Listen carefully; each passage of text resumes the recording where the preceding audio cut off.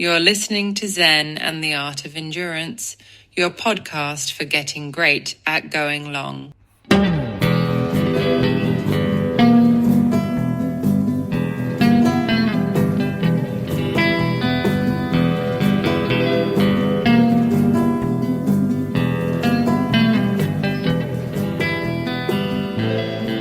hey there, all you endurance freaks and geeks, and welcome to another great episode of Zen and the Art of Endurance, the podcast where we go long and learn a lot about ourselves along the way. Speaking of long, this is going to be another long episode that'll test your endurance, but I get a lot of feedback that people like putting this on and going for their long bike ride or their long run. So you'll be all right.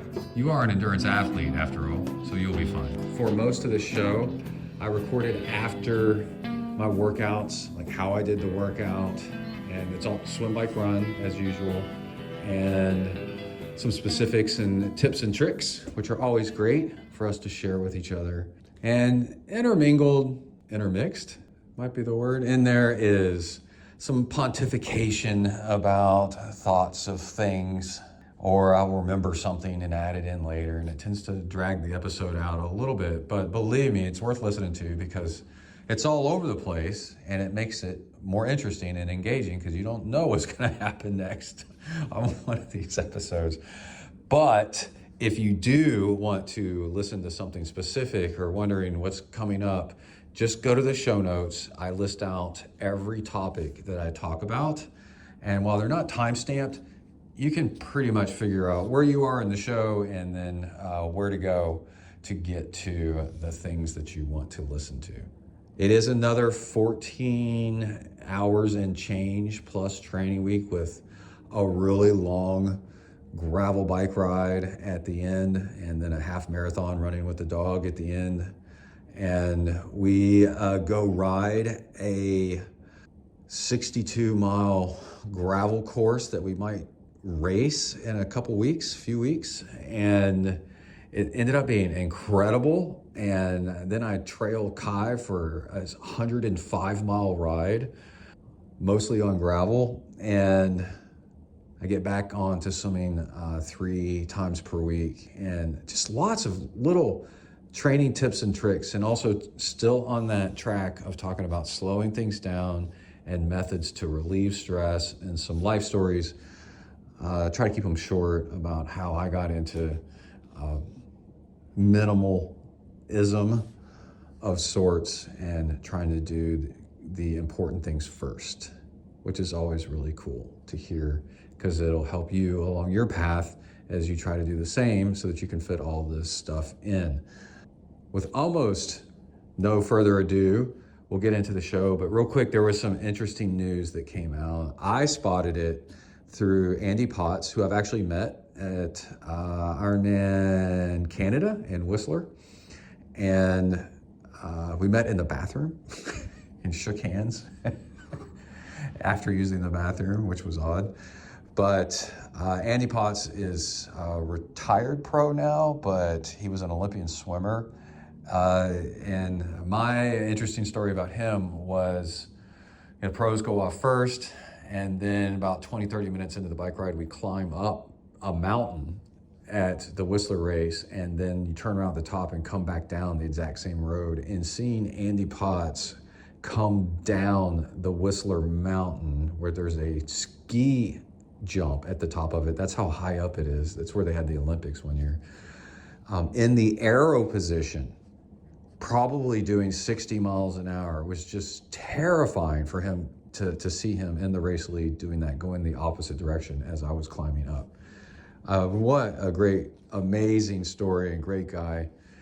And he's one of the first triathletes also to talk about training indoors the most over the winter. And because this was when indoor training started to get way better, and he built a shed in his backyard and was doing it. And people were finding it really fascinating because he was one of the first people and was saying, like, dude, the benefits are incredible. If you set up a nice indoor training cave, boy, with the stuff now, it is, you get really good training that's high quality instead of just kind of puttering around the countryside in terrible weather, and especially over the winter, trying to improve when you're spending half your time fighting the elements. But anyway, he posted something on Instagram or something, and I reposted it to my feed on Instagram, and it's something about that USA Triathlon, or maybe World Triathlon, has anyway changed the rules, and you're no longer allowed to wear a watch during the swim. And this is causing panic, but let me tell you the details, which will make it not as bad, but still very interesting. So you know how, like, if you play, I remember growing up playing basketball and soccer, the refs check you to make sure you don't have any like watches or rings or something like that, so that you don't hurt somebody else. Rings in basketball was a really good way to lose a finger, because if you dunk, then you get your fingers caught on the hooks that hold the net, and a ring can rip your finger off, and did with a lot of people. And so, they feel your hands and your wrists and your ears and the back of your neck, make sure you don't have any jewelry to get tangled up, right? And it seems like they're trying to implement that rule for swimming. And it's so funny, we're talking about this kind of stuff lately with the watch. I talk about the watch that I'm wearing, the diving watch, and some more adventures with it this week, off and on, just random stuff. But instead of like a full-on training watch all the time.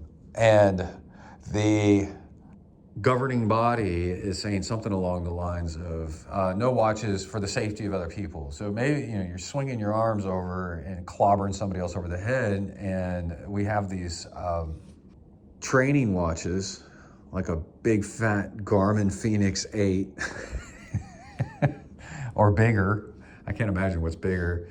But you're clocking somebody in the face and breaking their nose or cutting them up or something like that. And it's like, I don't think this is a problem that really exists. If you clock somebody, figuratively, literally, well, it doesn't matter if it's with your hand or your wrist or your watch or whatever, it all hurts, But so people are like panicking, because if you think about it, like, you want to time everything about the race. How are you supposed to get, you start it before the swim, and the devices are all set up like this because it's totally expected. This is the norm. You start the swim, and now you've got heart rate and speed and pace, all that crap through the swim because you're wearing a device. And then when you hit the bike, what happens with me is my bike computer picks up the heart rate coming off either my chest strap or my watch automatically. And when I start biking, now I'm looking at the bike computer, and then when I'm done with the bike, I switch modes again and then hit the run. And then the run is, the watch is already on my wrist. It's something less to lose, because you got it on the entire time. Something less, like in a grab bag, something to steal out of your swim bag. It's something less for somebody to steal. It's something less for you to have to fiddle with and put on in the transition zone and stuff like that. Now, turns out that it's probably meant, it seems like it's meant, this is a rule just for pros. And I don't like when some rules are just for pros. I'm sure there's some good ones, but like, it annoys me that in gravel, pros can't use aero bars for some races, but the age groupers can. It's just use aero bars. It's fine. Everybody's fine. And if anybody should be capable of using aero bars, it's the pros, because they're the best bike handlers. It's the dumbest rule. It's the opposite of what you would think. You think you would ban them for the age groupers because they're the ones that are most likely to crash, because they're not as gifted bike handlers or whatever. But there's logic both ways to that story. I don't want to get into it. Don't at me. But the other thing is, you can't, I don't know if this is still the rule, but a lot of races, they don't let age groupers have their shoes clipped into their pedals on their bike. So if you start the race, or you get out of the water and you get on your bike, if you're a pro, you can have your shoes clipped into your bike already and be running with your bike, and then you hop on your bike and start pedaling and then strap in your shoes. But it's a bike handling skill thing. And they're assuming that the pros have better bike handling skills, and age groupers need to put their shoes on all the way before they get on the bike, so they're not riding with one hand looking down trying to strap on their shoes and then crashing all over the place. And kind of like, I think there's a better way to do that rule, because there's lots of age groupers that are really gifted bike handlers. It might just be smarter just to do a self-selected thing. Or, after a certain time, if you don't get out of the water in an hour and 15 minutes, then everybody after that point has to put their shoes on. Guys, indicator that maybe you're not as capable of, but that's the swim. How does the swim reflect on the bike? It doesn't really, so I don't know. But anyway, that's in the news. But don't panic. It affects 0.0001% of triathletes out there. But still, it's something you kind of want to keep your eye on, because is it a canary in the coal mine, as we say here in the United States? I don't know if that's a worldwide thing, but it means, is this something that might be coming to all of us? And boy, that is a frustration for sure, that you're not supposed to wear your watches in the swim. And in the comments, immediately somebody's like, dude, my watch tells me if I'm about to have a freaking stroke, or I'm about to have my heart rate's too high, I'm about to have an episode. You definitely want to be wearing a watch in the swim, because the swim's so dangerous that it could let you know ahead of time that you need help and you need rescuing. And will the watch companies get involved and bug the governing body and go, listen, guys, you're making this too difficult. We're unable to sell these features on our watches that are really helpful, because you won't let people wear watches. And you don't want to piss off big companies and sponsorships like that. On the other hand, this would greatly benefit Form, the swimming goggle company, and I think they are allowed, the last I've heard, the goggles that I use in swim practice also can do heart rate, and now they don't have all kinds of health alerts on them, but they can do heart rate and swim guidance and record your swim for you. But then it doesn't record the whole thing all as one big file for you to put in the Strava afterwards. It's totally separate. So I don't know. But anyway, that's the latest news, and something just to keep your eye on, and an indicator that the sport's always changing. So that's enough of that. We got a long episode ahead. So let's go ahead and put the rubber to the road and get into the training log. Here we go, and enjoy.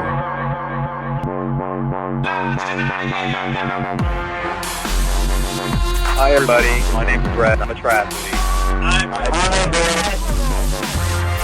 I decided it's time I got some friends more suited to my status. But Joe, we've been friends for years. Hey, we all make mistakes. Come on, dudes, let's go exercise! Exercise! Yeah! I'm gonna do sit-ups till I poop myself!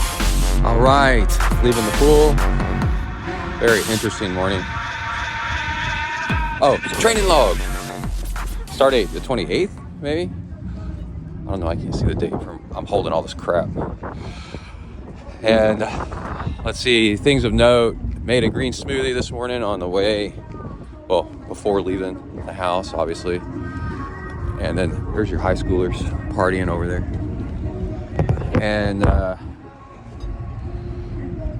the swimming pool's next to the high school. You got your male peacocking going on over there. Oh, there, sorry. You got your male peacocking going on over there. I did it when I was their age. I ain't hating. Yeah, it's still pretty cold, but not as cold. With the portable blender that I've got, it's battery powered. I went out front in the driveway while I was taking stuff out to my car and ran the blender, so I didn't wake people up in the house. And I had the Vitamix. That thing weighs like 15 pounds. Has to be plugged in. You ain't doing that. Man, I'm still breathing steam in my car. And let's see. Had a nice little swim. Did 4,000 and change. So like 2.3 miles. Saved the intervals for the end. And that seems to be working really, really well. Yeah, I'm always talking about when you start off biking and running, it's nice to go flat or downhill for the first little bit if you can. And that way you're gentle on your legs, because as a high volume athlete, you need to just build your warm-ups into your workout and then count the mileage if you can. And we don't have time for all these extra stretching and warm-ups and bouncing around, just start going. You know what? A good analogy is your car. You can sit there and let your car run in the driveway. You're burning gas and really not much is happening.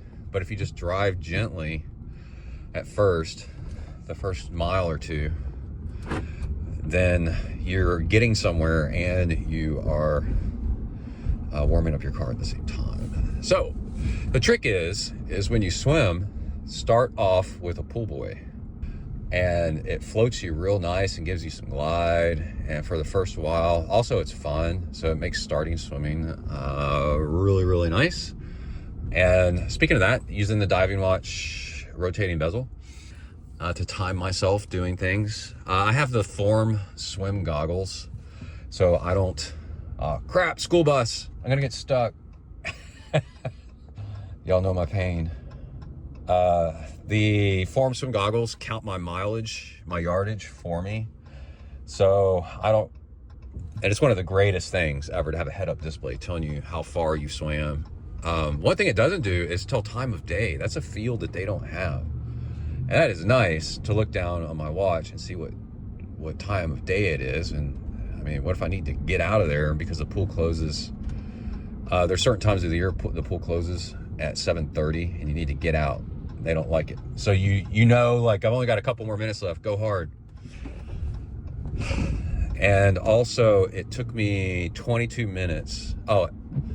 I rotated the bezel around when I finished swimming and then used that to time how long it took me to shower up, clean up, get changed, and start leaving the locker room. And it was 22 minutes. But then I can add on top of that, how long is it going to take for me to get to work, right? I'll just keep the timer running and then subtract the 22 minutes. And then I know. Because somebody asked me just last week, how long does it take for you to get to the pool from the pool to work? And then I'll know. I'll tell y'all as well. And man, the downside of the Casio Duro, which is just a gorgeous diving watch, beautiful watch, day-to-day watch, is the loom just sucks, man. It does not stay lit for very long. And I'm like, why are they doing that? And I guess it's to save on battery life. And also automatic watches that are self-winding, I don't think they have a lot of power to be running lights. That would be a major power drain. So they're just relying on loom.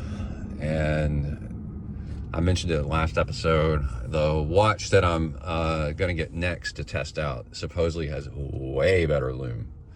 And we'll see if it's better. The test is you go to bed and then at 4 a.m. wake up, 3 a.m. wake up, and can you see your watch? And the thing is I didn't spend a lot of time with it under light to charge up the loom last night or yesterday evening. And plus the days are shorter. And so it was like, there was nothing, dude. I couldn't see. And that is the downside of analog diving watches that don't have a backlight, which there's hardly any anymore that have that. Is you're like, what time is it? And the modern good watches are just flick your wrist towards your face and you can see what time it is. Now there's ways to compensate. You sleep next to your phone, probably could have just an alarm clock. Probably just get an alarm clock and set it next to the bed. Just be kind of done with it. And that's probably what I would do, is if I was gonna stick with this. But I am really enjoying it. It's pretty nice. All right, then let's see. We're supposed to have nice weather for a little bit, and if you're listening to this way off in the future, it's cold and rainy because it's winter. We just had a really nasty cold spell below freezing for quite a while. And then now we're going to have a little bit of spell of drier weather for a few days and above freezing temps, and then it's going to get nasty again. So I'm debating in my mind just getting in as many swims and runs, even though like after a 14-hour training week, I should be kind of backing off for a day or two. Like usually I still swim Monday morning, but then don't do anything else and let my legs rest. But I might bike or run this evening and then swim and then take front load some training stress. So when it is sucky and rainy, that I can just kind of mope around, hating life, hating on the government, as we used to say. And yeah, I was out of kale this morning and no bananas. So a really good trick to make your green smoothies by nature just taste like eating a salad in a blender. They don't taste all that great. If you got enough greens in it and enough carrots in it, is what I go for. But I had blueberries because blueberries are so good for you, and frozen blueberries are like the way to do it because they'll last forever in the freezer. And just do a small handful every day. But apples are crazy high in fiber. Just think about it. If you throw an apple at somebody, it's like hitting them with a baseball. So that's how you know it's high in fiber. It's skin and everything. Threw half an apple in the smoothie, and then to sweeten it up some. I've also found adding a little bit of stevia to sweeten it up some is nice without adding a ton of sugar, because it's already loaded with sugar with the apple and the carrots. Carrots are starchy, but they're still sugary, and the blueberries. And try to think, and then I took the second half of the apple and chopped it up into some pieces because I didn't want to eat it right now. I wasn't in the mood, but I threw it in a Ziploc, and that should last, I think, from my past experience. And let's see, I feel like there's something else. I was listening to Men Talking Mindfulness, which I'm scheduled to be a guest on in March. And a nice little episode of being chill. And then I listened to music that's loaded MP3 wise on the headphones. The Shocks Open Pro Swims. I'm not gonna go down that road. That road is freaking trash. Yeah, okay, I knew it was. And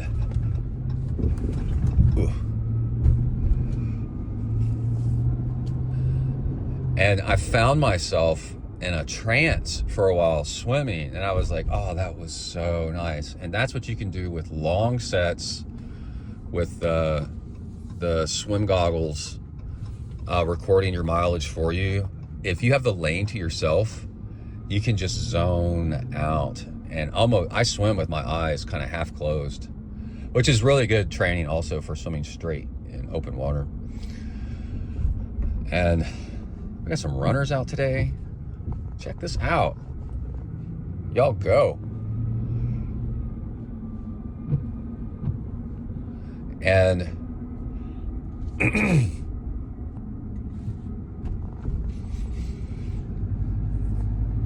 I used that time to think, and then I wrote down a couple of notes about things when I was at the edge of the pool. And then saving the intervals for the very end really lets you get into like a trance mode and let the time go by. And it crossed my mind, like, you're trying to check out and not experience it. No, like what you're doing is you're letting your mind wander and use it as meditation time, which is like really, really relaxing. You really can't do it unless you do really long sets. So I do 800s, 5 800s. Okay, whatever it was, I can't remember, but it's all right. And we are pulling into the parking lot. Let's see how long it takes for me to get to my spot. And we're here, 36 minutes. All right, I'm gonna get off the mic. I'm gonna keep timing and see how long it takes for me to actually get to my desk. That's so much fun, dude. All right, I'll be right back. All right, we are back. A couple of interesting things. of note. One is I'm brushing my ultra beard with my hand, as I think seems to be a habit that men develop. They stroke their beard while they think, sign of wisdom or just confusion. Anyway, I just took a caffeine nap. If you don't know what that is, that's where you drink a cup of coffee or something pretty high in caffeine right before you take a nap. And that's so that you don't nap too long. And it works really nicely. Widely acknowledged kind of thing. You can Google it. And another thing that was funny is I was just reading an article that said that a 25-minute nap is what seems to be really nice to increase productivity, is what I meant, in the afternoon after, if you're tired. And, I get up at 4:30 in the morning sometimes, 4:45, to go swim in the morning or get on the bike in time, and then still make it to work by 8, barely.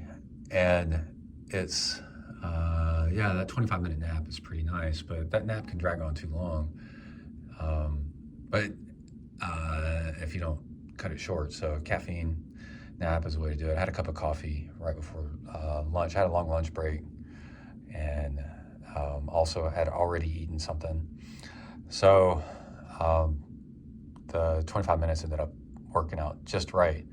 And what was funny was I was like, oh yeah, I'll use the timer on my diving watch to see how long I actually sleep. It's interesting, like you could do a timer and on your phone or whatever, and that's a hard limit. But if you want something to be more of a soft limit to see how long something takes, then that's when the timer, because I could say set a timer for 10 minutes, set a timer for 20 minutes, and then I make sure that I get up in a certain amount of time. But if I want to see how long something takes, that's when the diving watch thing actually, the rotating bezel actually helps a lot, comes into play. But the other thing was, so it was funny that it worked out to be the 25 minutes on the dot. I woke up and I was like, oh yeah, I want to see, like, how long was it? It was 25 minutes. It was pretty funny. And it was like its own natural, although it was caffeine limited, I guess, in a way. I've been so tired where I'll drink caffeine and then go right to sleep. So I don't know. But the other thing was GCN has God, what's his name? He's the second in charge at GCN, it seems like. And a while ago, like a couple weeks ago maybe, he made a mention that he needs to slow down while cycling. And I think somebody hopped on it and said, yeah, you should make a show about this. And there is an episode of GCN, Global Cycling News, Global Cycling Network, whatever it is, that's very, very great produced. It's shallow in some ways, but if they happen to cover the thing that's important to you, then it's nice. It's like really good. So it's kind of like, it's like Outside Magazine or Men's Health, like you think it's, or USA Today or something. You think it's shallow until it pertains to you, and then it's actually pretty good. Like if they do an in-depth thing on something. But Simon is the guy's name that's doing the thing on, he mentioned it, that he needs to slow down while cycling. He realized that every time he goes out and rides, he's a former pro, but his pro career is long behind him, but he's still really good. And he said that he goes out cycling and he's like, everything he does on the bike is all about, he's obsessed. He's just programmed himself to, it's all about speed. And so I'm just a few minutes into the episode. They decided to make a show about it, about him purposely slowing down. So I can't really comment on how the quality of the episode, but he said something right at the beginning that made me want to hop on the mic, because I started listening to it right after I got up with this nap, and I was like, this nap is worth commenting on.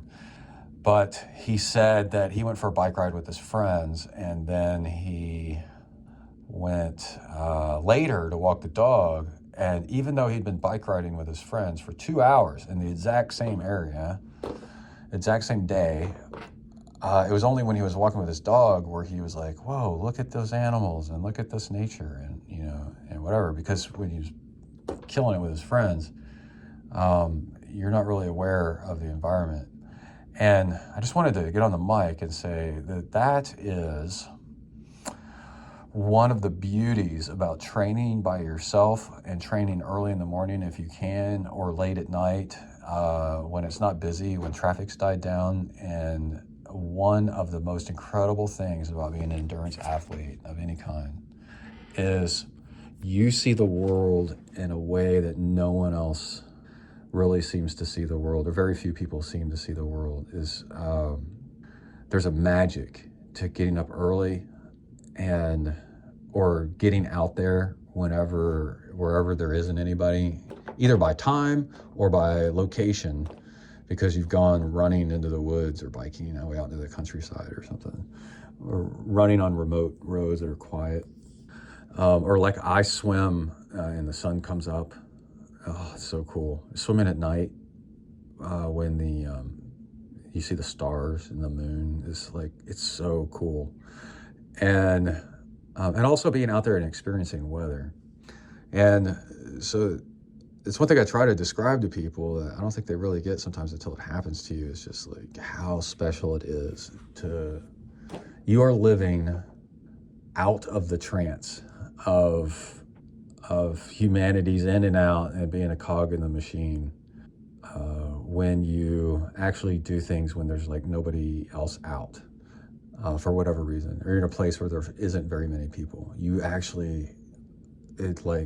boing, hits you in the head, whoa, the world is really cool. This is so awesome. And I'm really getting to experience, I don't want to say you're lucky in one way, and you're lucky, but also it's whoa, the world is just so amazing.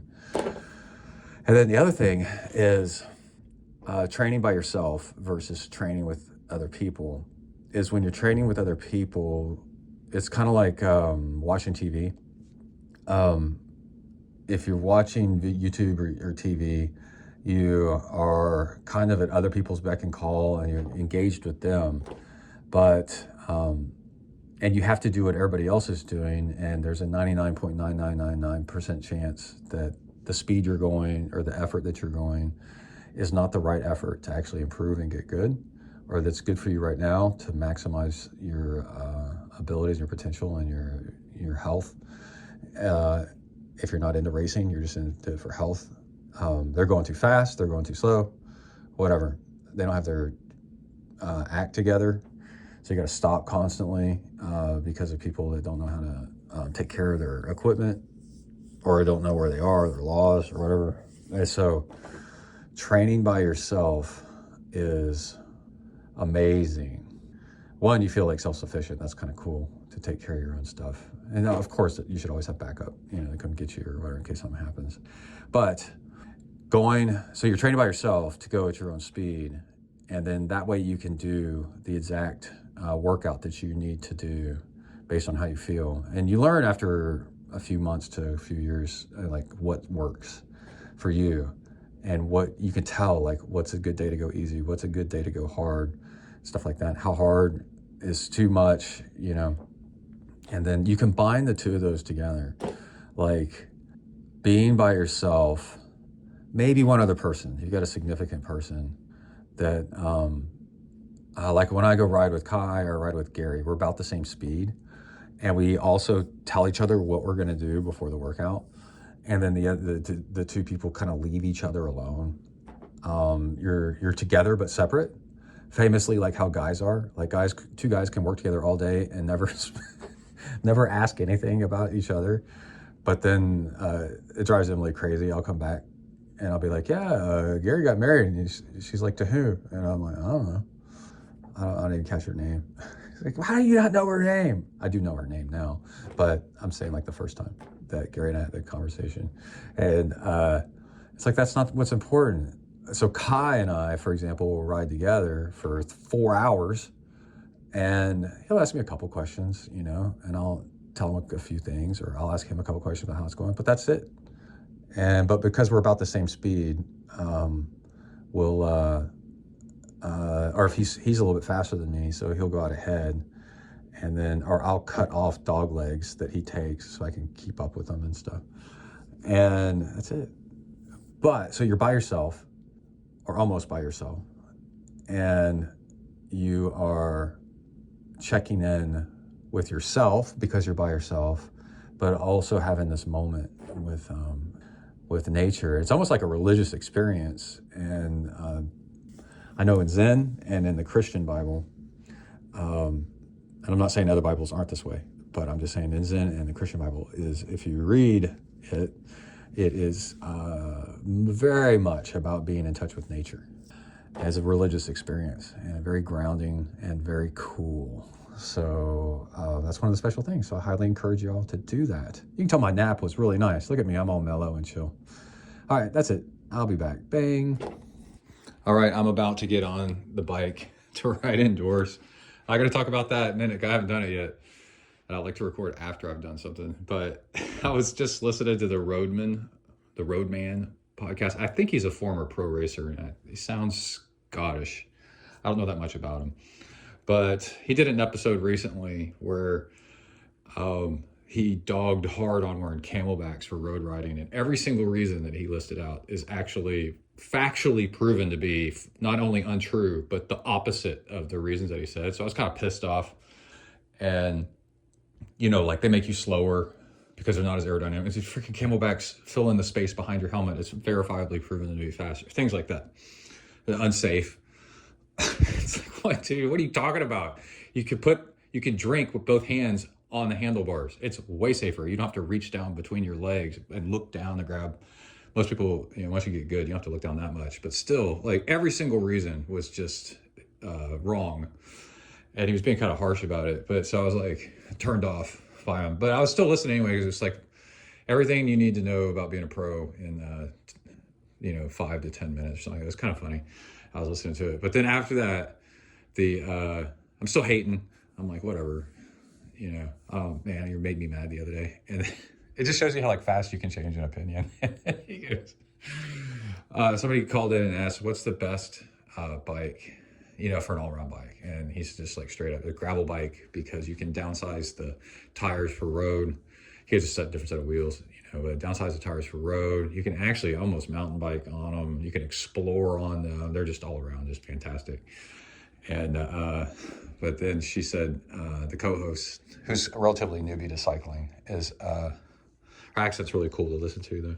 And she said, what about like these different types of like this endurance bike? I've been hearing a lot about endurance bikes lately. And he goes, I don't know. All these different categories of bike, a climbing bike, endurance bike, it's all stupid. And it made me laugh so hard. I'm like, okay, you're back. I disagree with him, but I just like this passion, you know, like subdividing. Like in mountain biking, there's different types of mountain bikes. There's cross country. There's like, they call it like down country or something like that, but it's kind of like just fun, but not racing. And then there's downhill mountain biking, you know, stuff like that. Full suspensions, hardtail, you know, all that stuff. So yes, you can have totally different types of road bikes, but the fact is like, I'm sick of it. It's stupid. Aero road bike, you know, anyway, it's fun. All right, I'm going to be back here in a second. I'm going to try something new on Zwift and tell you how it turns out. It's very, very interesting. So we'll see. Okay, we'll be right back. All right, I'm on the bike, just finished an hour on Zwift.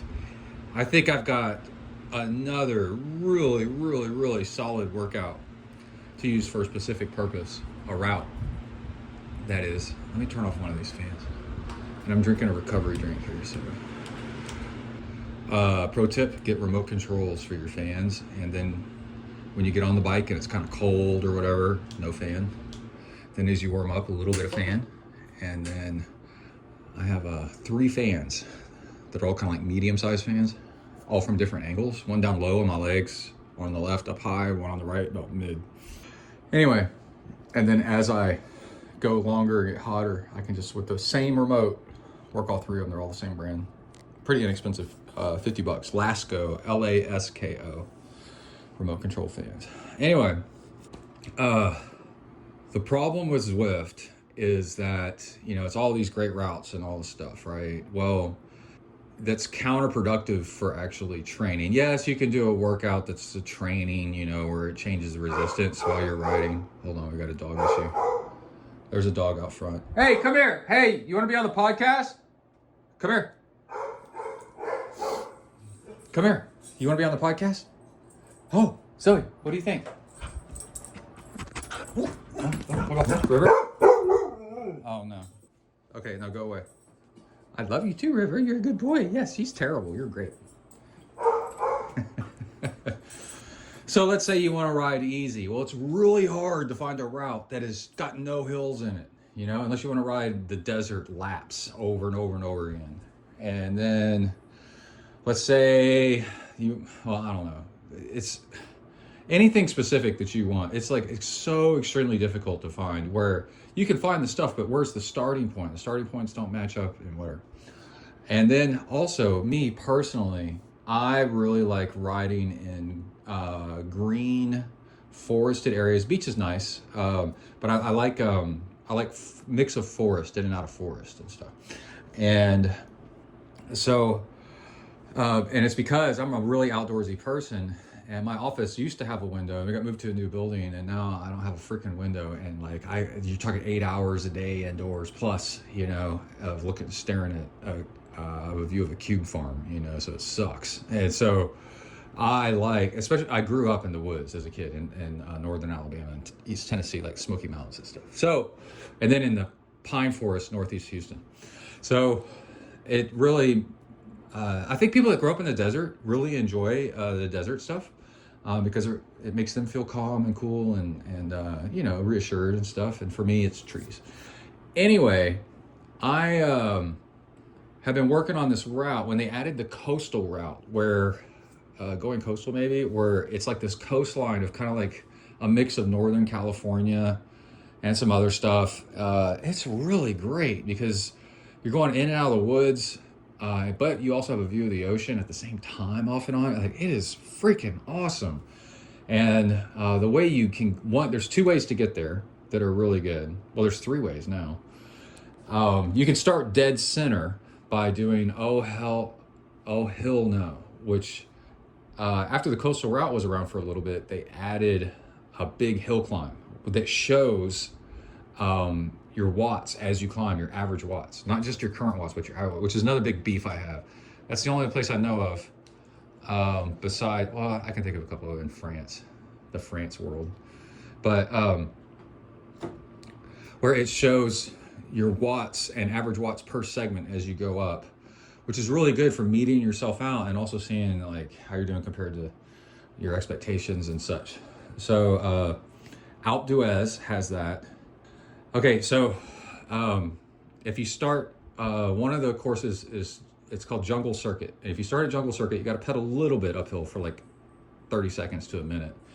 And then it's this long descent and it takes 10 minutes to get to the bottom, right?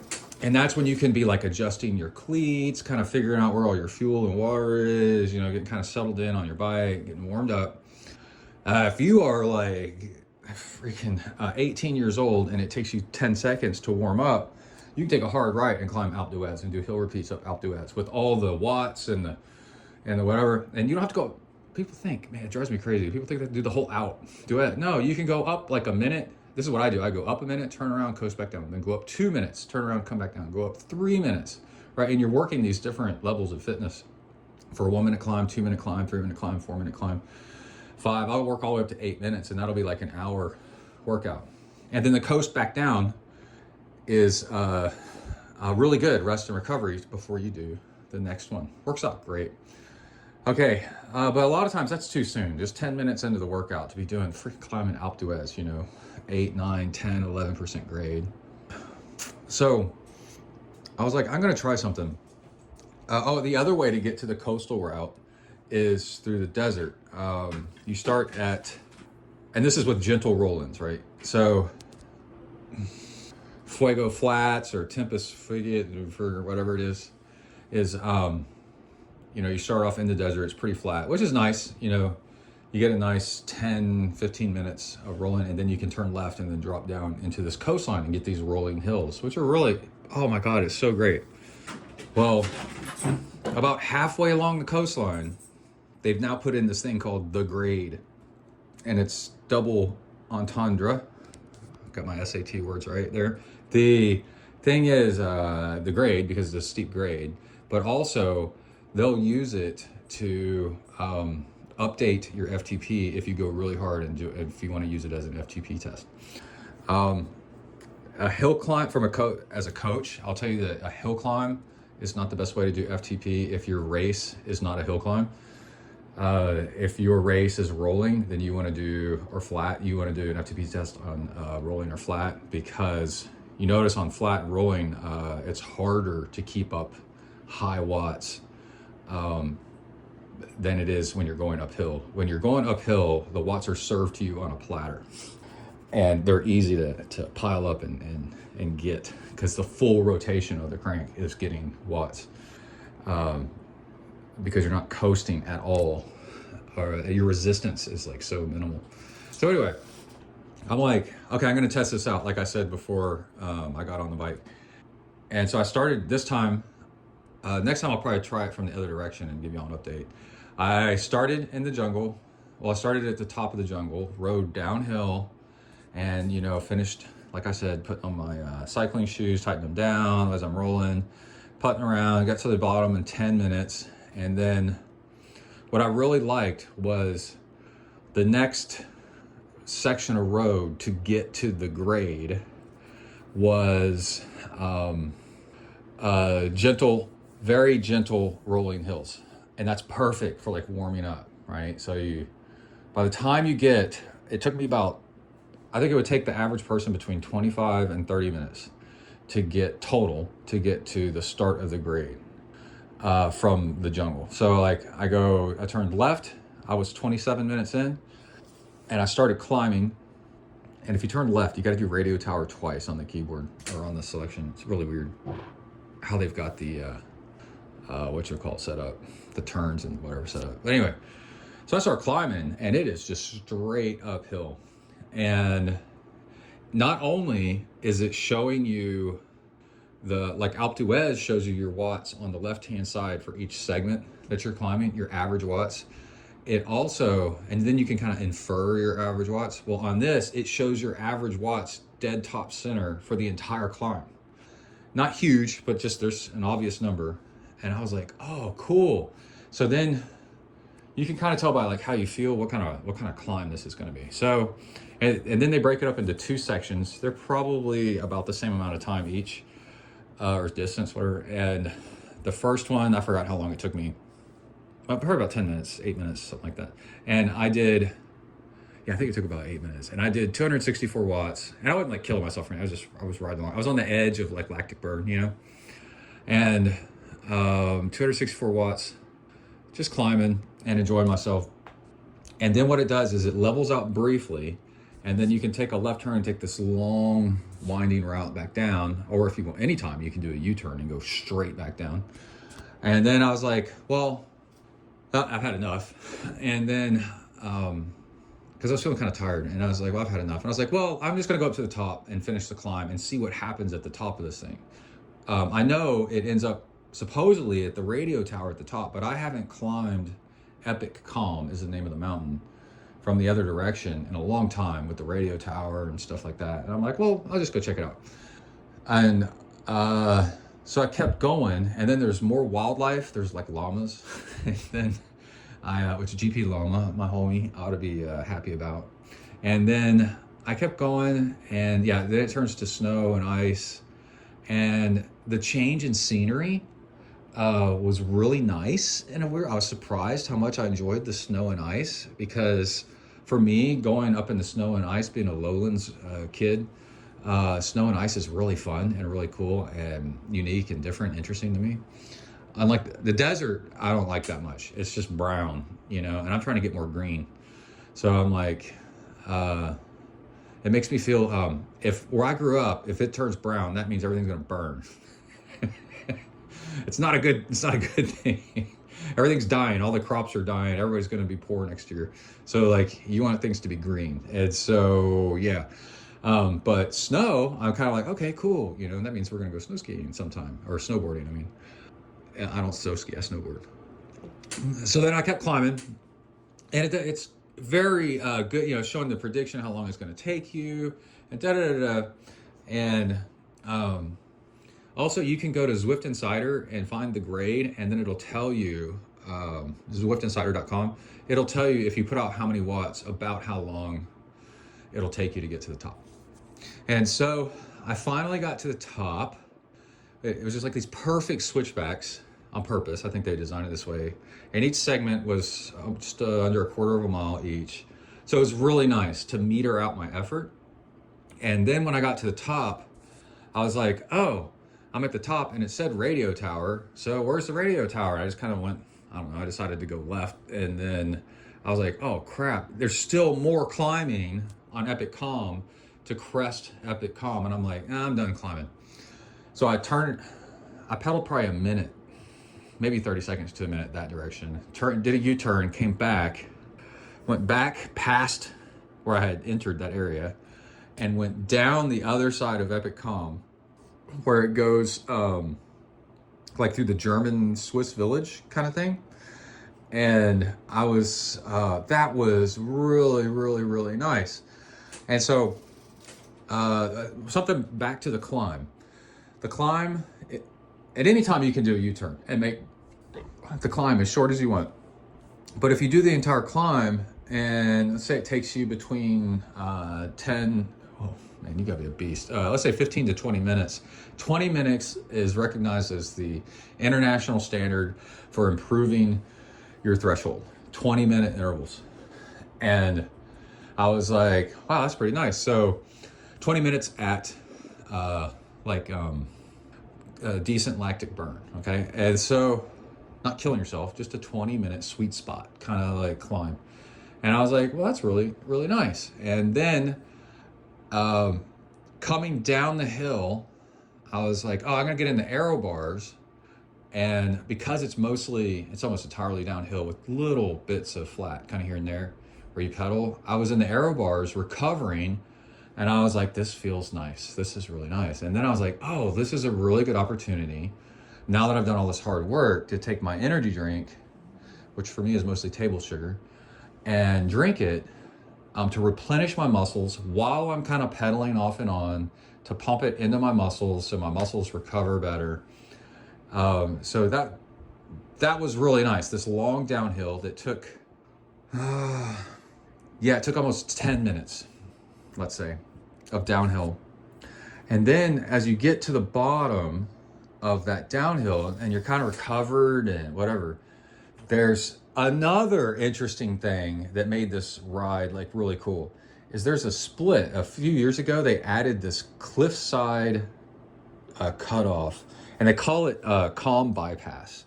But anyway, it's this kind of levelish road. It's a dirt gravel road that runs alongside the cliff, and you have a view of Watopia, of old Watopia, and the volcano and the ocean and the islands and the downtown. And you're pretty high up. I'd say you're 15 stories up, maybe. And it is maybe 20, and it is beautiful, and it's green and lush, and it weaves in and out of boulders and stuff, and so just kept adding to the view.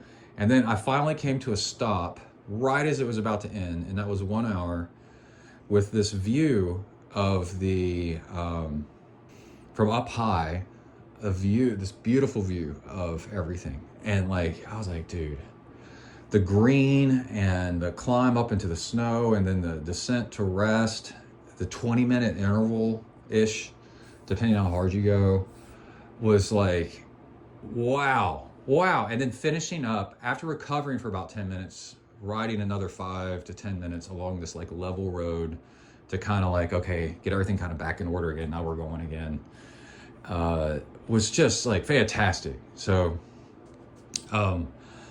again, you can start from Jungle Circuit, go down to the bottom of the jungle, then go to the coast, and then eventually take a left up, quote unquote, the grade, and then come back down. When you get to the top of the mountain, take a right, and then go down through the German village, and then take a left onto the cliffside. It's called Calm Bypass, and on the cliffside road. If you know Zwift, you know exactly what I'm talking about. And Now I'm starting to get cold from this fan. Let me turn you off. There you go. Just side note, years ago, I was asked by Zwift to write an article about how to train on Zwift. And my article was all about how to ignore all shit, and they never published it. I got Gmail, I've got records. So let's see. That'd be fun to post that on a website, what I actually said. Because boy, it did not go along with their gaming model. But I figured out how to use it for triathletes. I told you, I used to be famous. So what's that line? What's that movie where he goes, you want to be, oh, Young Guns. Because I'll make you famous. Mine is, I used to be famous. It's better to have been famous once and then never famous again. Than, although it is frustrating because people like could not give a crap about you. And then you're like, when you're not famous anymore. And then you're like, don't you know who I am? And they're like, no, I don't. And I shouldn't. And I don't care. And you're like, yeah, you're probably right. Okay. Then the other way, oh yeah. So then you end up with this view and I'm drinking my recovery drink. I'm thinking about my day. I got this, oh, wow. What a fun way to get up to here. So then the other way, which I'll test out next time, it's almost the same thing, except starting at the desert. I would probably pick Watopia Waistband because that starts you pretty far back in the desert at the very beginning of the desert. And that way you got time. And then ride along. And then when you get to the end of the desert, take a left and then go down to the coast and then get to the climb. And I wonder if that's about 30 minutes as well. I'll have to find out. But then you're starting off with all this brown sand, whatever, oppressive environment with dust storms and stuff like that.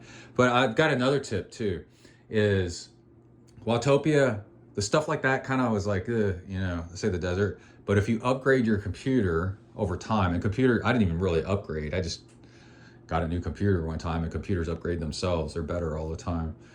The graphics cards get better and better and better. And the desert, with a better computer and better graphics card inside the computer, the desert got way, way better because of the detail. It's way prettier actually.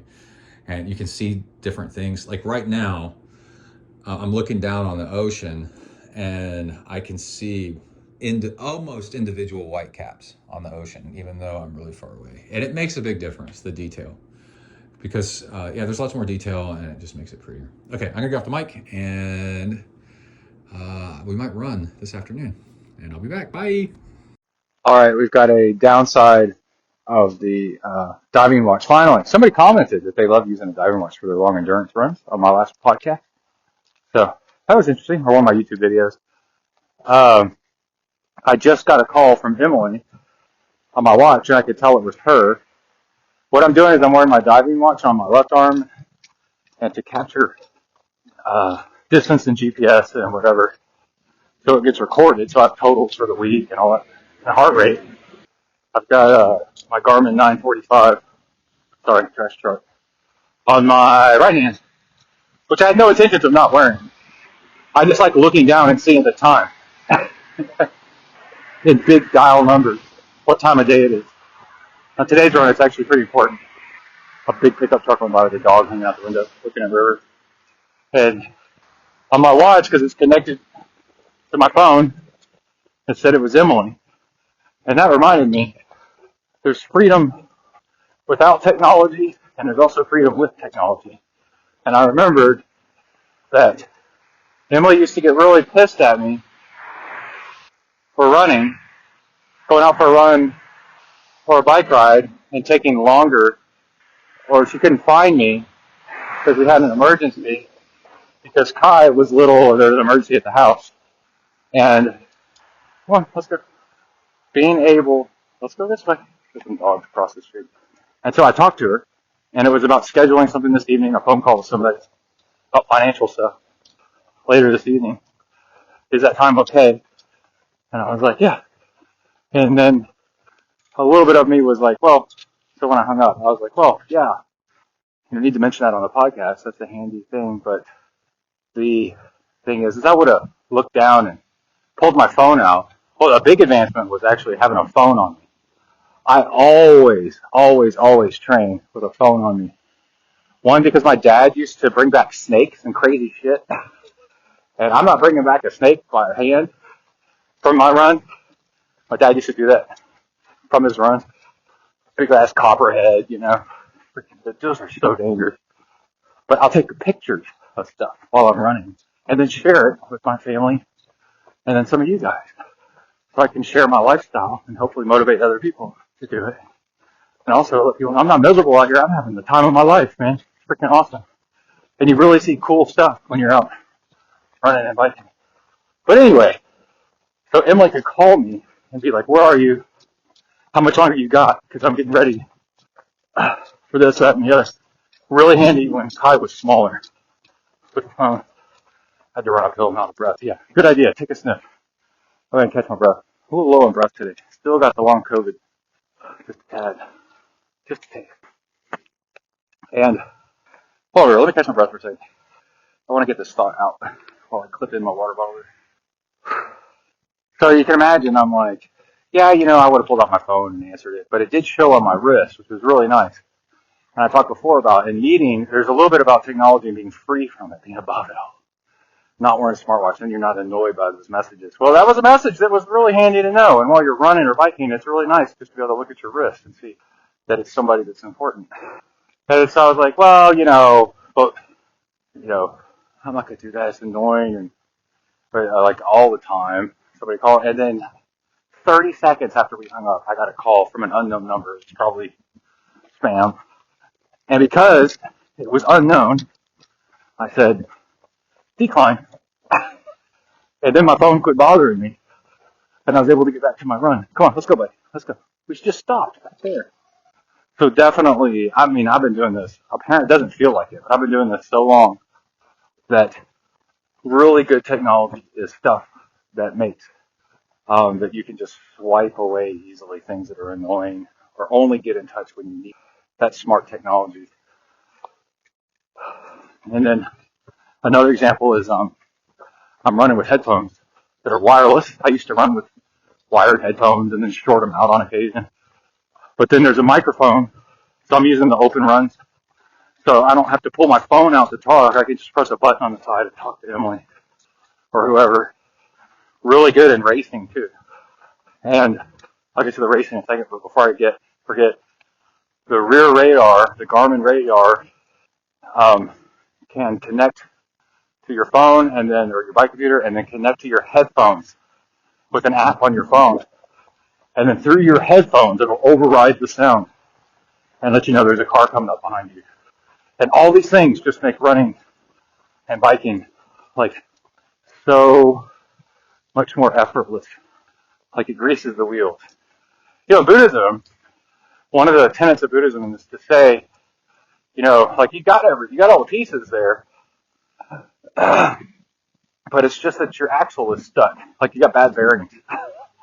So if you just lube the bearings, then everything just goes smooth. There's literally like a story where he points at the axle and goes, there's your problem. Like life. Oh, but in racing, one of the finishes, be careful, that's a fire ant now, don't stand in that. We have fire ants really bad here in Texas. Mess you up. Kills people on occasion because they swarm and then bite on the signal, apparently. And, it's starting to rain. River, it's starting to rain, dude. Come on, let's go. It's starting to rain. I'm tired of it. No. Come on. River. That's enough of that. But these HeadShocks headphones, noticing at the ends of some big races, like lifetime Grand Prix races, the racers are wearing them. And the real pro question is not are they listening to music, but these things, if you have a phone on you, are two-way radios, basically. You can press the button on the side of your temple and say, call whoever in your race crew by name, and it'll just start dialing, because it's a SIRI thing. I don't want to say the name. Hands-free. Imagine racing and then calling your race support crew at the next aid station and saying, hey, I'm at mile whatever, if they can't track you. And at the next aid station, I'm going to need this fuel, this water, And also this bike part that seems to be, I'm going to want to lube the chain to have all that stuff out and ready, or I need a power washer. And talk about an advantage of calling that in 15 minutes ahead of time. Oh, is it cheating? I don't know. They're letting the winners of the race do it because I saw it on several of them heads.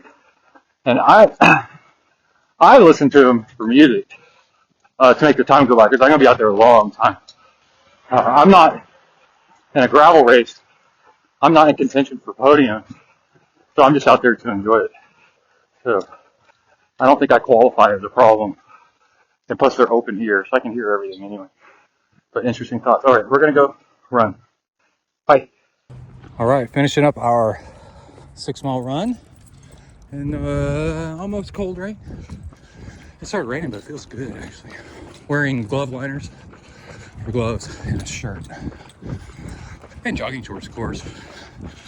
I'm not going out. What do they call it? Winnie the Pooh. No pants.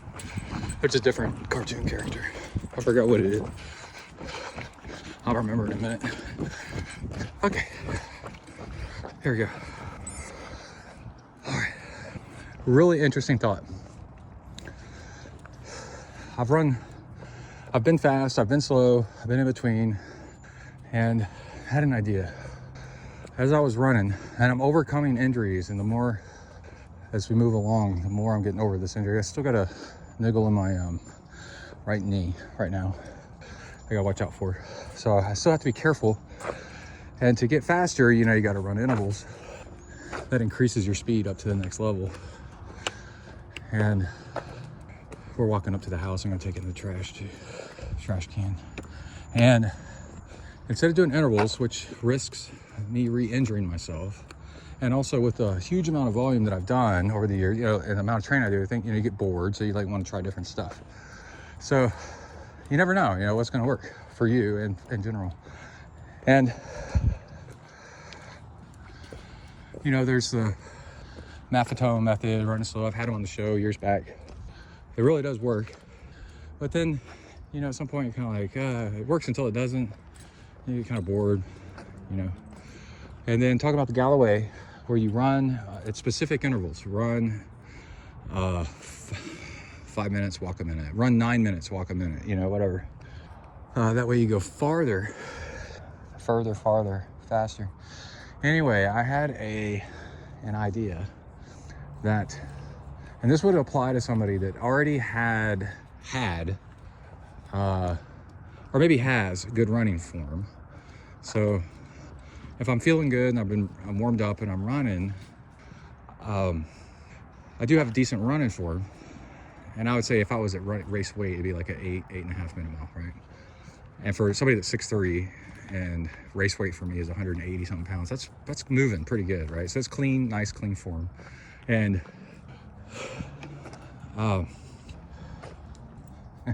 trying to catch my breath. What the hell was I talking about? Let's keep walking. I'll remember. Here, let's check the mail. Let River check out the front yard here. Oh, we got mail. Okay, I'll grab that in a second when I'm not dealing with this leash and phone and stuff. And I've been in a lot of coaching classes on running form, and running is the number one way to injure yourself, running with bad form. Well, if you're not running at your optimal form, you're doing weird things and you're gonna end up injuring yourself. All right, and you're not gonna injure yourself walking. So what I'm gonna try for a little bit, because I did this towards the end of the run and it felt great, was running at the pace that feels like your natural best form. Now your problem is when people do this, they end up running too hard, right? And then they never improve. But here's the I'm trying to rationalize to myself an idea. Let me take off these running gloves. Hey Zoe, what are you doing? You a good girl? Yeah. Hey, River's all wet. Take off these jugs. Run at, and I'm only doing this because normally I would just do intervals, but you know, I don't want to re-injure my knee or strain my right calf, or oh my God, the plantar fasciitis, Jesus Christ. And also I get sciatica from piriformis syndrome from straining my left butt cheek. I'm a freaking mess of injuries. And well, I guess it was from my early years of triathlon training when I didn't know what I was doing and I would injure myself. But I don't get new injuries, I just reactivate really old injuries. So run at the form that feels like your natural, most efficient form, but you can only do that for so long unless you're like in peak running shape, right? Which I'm not up to that form. And then you have to have the discipline of when it starts feeling like you're struggling, walk. And then walk until you feel good again, and then run at that form again. And that way you're always running at your most optimal, injury-free, best economic running form instead of shuffling along. You're actually making good time. And then when you're walking, you're just walking. And then you're recovering, bring your heart rate back down, and then just keep repeating that. I'm gonna mess around with that a little bit because I'm getting tired of running slow. And I notice that when I do happen to do intervals or run faster, I actually get faster. So I need to be doing that. It's because my injuries, I'm recovering over my injuries and I'm getting back up to speed again. So that's why I'm in this particular situation where this might actually work out for me. And it felt great. So I was running the last 2.5 miles. I don't know at what pace. Because I'm not 180 pounds right now. I'm probably like 9.5 minute mile. And felt freaking great. My running form was so clean and nice. But then I would get a little bit tired and I'm like, walk right now. And it didn't matter if I was going uphill or flat or downhill, right? There's a good running form for running uphill. There's a good running form for running downhill. There's, all that stuff. So that didn't really I wasn't doing that. I wasn't walking the uphills. I was running the uphills with good running form for that uphill. Anyway, kind of rambling. Let's go inside and have a snack. Good run, River. There you are, baby. Good boy. Yes, let's eat something. Oh, just real quick, before I headed out, you have a choice of sunglasses I want to wear or not, and Zoe, stop. Just look at my legs. Licking the salt off my legs. Like I said earlier, so I've got, it's gloomy outside and your vision really matters. What puts you in a good mood and stuff. And so one that I have that's great is I have blue tinted clear glasses. But I notice if it's already gray, the blue on top of the gray is kind of, I have ones that have a light amber tint to them. And they're not too dark. So the effect is if it's a gray day and I put those on, it actually lights up the outside. It makes the light more like it's like a pretty daylight, just a little bit, but it makes a difference, man. And so I just took them off and looked around outside. And I was like, man, that was gloomy out there. It's like watching black and white TV outside. It's whatever. And this just adds color. And so it's a nice mood boost.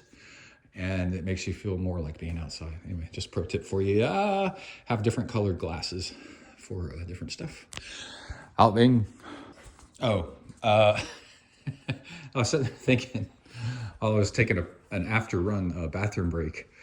Listen, don't at me about the whole, running and then walking and that's the Galloway method and all that stuff. Yeah, I know that. That's not my point. My point is that if you run, most people, I would say 99% of people don't know they don't have the discipline to stop running and to walk when they start feeling tired. They keep going and then they just come apart, right? So it's the whole thing about, it's because it's an ego trip. Like you want to keep going and keep going and keep going. And then you get slower and slower and slower and then you come apart, right? So what I'm saying is you run at this economical pace, that's really great. And at the first sign of, this isn't working out, and I'm getting kind of tired, my form's getting a little bit slower, walk, right? And it is hard for a lot of people to walk. And then when you feel better, then start running. When you feel like you can actually run at a good form again, then start running at a good form again. That's what I was trying to say. All right, bang. All right, leaving the pool. Got some fun stuff for y'all this morning. Kai's noticing that I'm saying, all right. I should start saying, all right, all right, all right. Anyway, nice swim. Nothing out of the ordinary. It's continuing to be a little sore and painful, but in a good way when I first start out because of the intervals from the last swim. We'll do that to you. Not hating on that. I think that's actually good. And then intervals at the end, 4,050 yards. Average about a 130 pace when you mix in intervals plus then going slow to recover. It's really nice. And I had, we'll start off with the cool Japanese stuff. Let's listen to something. There's a lot of these AI generated, what is it? Minimalism, blah, blah, blah. Just AI generated everything. Philosophy thing, whatever. They just have AI generate a script and then put some pictures with it, put it on YouTube. So it's 20% garbage by 80% useful. Oh man, all the AI stuff. Oh, we're gonna talk about BlueSeek or DeepSeek, the Garmin Blue Triangle of death. Anyway, so just real quick, let's see if I got anybody behind me. Did I not put up my tailgate? No, I did. Okay. I can tell if the camera's not showing. Well, yeah, okay. One thing that's really cool is Japanese have a word for getting out into the woods or getting surrounded by green and it making you feel better, which is what I was talking about just moments ago. That it makes me feel really good. And the Japanese actually have a phrase for it. Now, I don't know what it is in Japanese, but we got a traffic jam. But it's called forest bathing. And it's an acknowledgement that being outdoors makes you feel better, and it's refreshing, and it washes away all the pressure and stuff of being in an urban environment or whatever. I don't know. Whatever's stressing you out, just go out into the woods in the wilderness. Makes you feel good. Google that. Cartman saying that. It's pretty great. Makes you feel good. And so that's pretty cool. And then also, I don't think there was a word for this either, but a Zen belief of minimalism is nothingness is not nothing. Nothingness is space. And what that means is it makes you feel relaxed and clear to have space. So nothingness is not the lack of things. It's actually the increase of. So if you remove things out of your life, you actually have space to one, do other things, or two, to do nothing, and then that makes you more relaxed. And there's a big thing on that with music. A lot of times it's the space between notes. And I always talk about when I go bike riding or running, if I listen to music, I've learned that a wall of sound like Led Zeppelin or Van Halen or something like that is just so, maybe pop music's kind of bad. Then there's no gaps in the sound, but if you listen to rap music, there's gaps in the sound, or maybe jazz has gaps in the sound, and blues too, maybe a little bit, classic Delta blues, and then you can actually hear traffic because of the gaps in the sound, so I always recommend that. Okay, let's talk about Garmin. Oh, I want to give another tip too. When I listen to stuff, I found a trick. Sometimes people talk too fast, and I vary. Sometimes I'll talk really slow if I'm kind of tired or I'm zenned out. Sometimes I'll talk fast. I put YouTube and podcasts and Audible audiobooks have a setting where you can slow down the audio, and I found slowing it down by like 10% down to like 0.9 is wonderful. Somebody talking to you slowly relaxes you, and it's nice. It makes you feel calm and good. There's a YouTube channel I follow, Rocky Mountain High. No, I don't know what it's called, but it's this lady, and she talks slowly, and it's awesome, man. It's just so relaxing. And she's talking about trail running, so it's perfect. Yeah, so let's talk about the Garmin Blue Triangle of Death. Yesterday there was a huge outage with more up-to-date, there's a Cybertruck, more up-to-date gear. And what it is it goes and gets a file from the GPS satellites, actually, the last I remember. And the GPS satellites, along with their signal, will also broadcast a small file. Maybe it's from that. Maybe it's from something else. I forgot how it gets broadcasted nowadays. But anyway, it's a file that describes where the satellites are going to be for the next 10, 20 days or something like that in the sky. And then it helps you the next time you turn your GPS on to acquire satellites faster. Well, on occasion, it's pretty rare, but every few years that file gets corrupted on some devices. Don't know how to handle like a certain character in the file or something like that. Anyway, that's what was crashing stuff.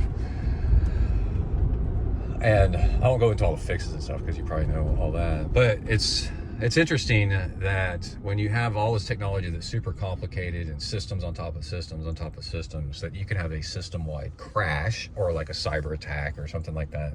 It just takes down a whole bunch of stuff at once. So imagine if this happened on a Saturday right before the Western States 100 or right before Unbound, or Ironman Hawaii or something like that. People would be flipping out, and so it made me be like, the same thing happens with like talk about nuclear war. Have an EMP pulse that just fries all the electronics. And I don't know I know an automatic watch would be fine. I don't know if this quartz watch that I'm wearing would be fine, because it might fry the circuit. I think it has a circuit in it, maybe. But anyway, having a backup device to time stuff was interesting. And I posted on Instagram a picture of my watch with the diving bezel on it, and I said, no Garmin Blue Triangle of Death here. There's not much else. It's pretty free. I mean, it's not going to do anything else for me. So I also wanted to, it's not like it's the solution to everything, but so far, like the diving bezel thing is pretty freaking cool. I used it last night to time rice, and then another dinner that was in the oven, and it's all awesome. You can use it as a backup or just what time of day it is. But what's even better than that is for timing things. If you have a phone, you tell your AI assistant thing to go, hey, set a timer, for however many minutes, and then it'll ding at you, and it's better than trying to keep an eye on a bezel. So this, as much as I'm talking about it, I know it's got downsides, And then the thing that I just wish that I had was, let's say the Phoenix 8 has a flashlight built in and it has voice memos, and that combination is where I'd be like, okay, that's what I'm wearing, and I am wearing a Garmin 945 while I run, and I am using a Garmin 840 while I bike. I'm not totally stupid and just going or throwing away technology for this thing. I do love it. You need to know your distance and stuff if you're training, and time and auto pause and all that. So it's just nice. But on top of that, the AI thing, oh my gosh. So DeepSeek is this Chinese AI that's like ChatGPT. And what's so funny, it totally proved what I've been saying forever, not on the show, but like to the people that I know. I work in GIS, Geographic Information Systems. And that's basically AI. And we've had that. I've been working in that field since the 90s. And basically, you put all these layers into a map, and then you can ask the map, hey, find me the best place to put this paper mill, or something better, like a microprocessing chip factory, or the best place to put this fire station, or tell me which roads I need to pave first and which ones I need to pave last, which bridges I need to work on, And so then the map like artificial intelligence, reads through all the layers and all the parameters and goes, okay, and bam, these 6 spots are the spots, or and then rank them and like all kinds of crap. Been doing that since the 90s. And Google Maps is give me a route from here to there with the fewest amount of turns, and also that has gas stations along the way, or charging stations or something like that. That's all AI in a way, right? When it starts stacking kind of decisions on top of each other a little bit, you're getting into AI, right? And so these guys, these companies, wanting billions and billions of dollars, and then AI is going to be incredible, and then everybody's like, oh, we're gonna be afraid for our jobs and all this stuff. Dude, it's so premature, and also so them wanting more money than they actually need, because they're scamming, they're hyping it up and then scamming people out of grant money and funding from the government or anything, because China went and built it, like ChatGPT, Sam Altman, and these other people, and Elon Musk, whatever, wanted billions and billions, 300 billion, whatever, I don't know, whatever it is, for to continue their AI crap, right? Which, why would you vote for that if they're telling you it's going to put you out of work in the first place? It's so stupid. People voting against their own self-interest is just amazing to me. And then China went and built a ChatGPT competitor that's apparently just as good and sometimes better. Apparently, I'm not sure about the number, but for $6 million. And on top of that, they open sourced it because it's so freaking simple that they're like, yeah, this isn't that complicated. And it just wrecked it wrecked Wall Street and all these people that were betting all this money on this being something. And I'm going to come back and talk about it more. I got to run inside, but that is some funny stuff, man. And thank you for a reality check. Thank you, China, for a reality check on this being just completely hype machine out of control and making things crazy. Now, there is some upsides to it, which I'll talk about next. Okay, bye. All right. Stirring my coffee here.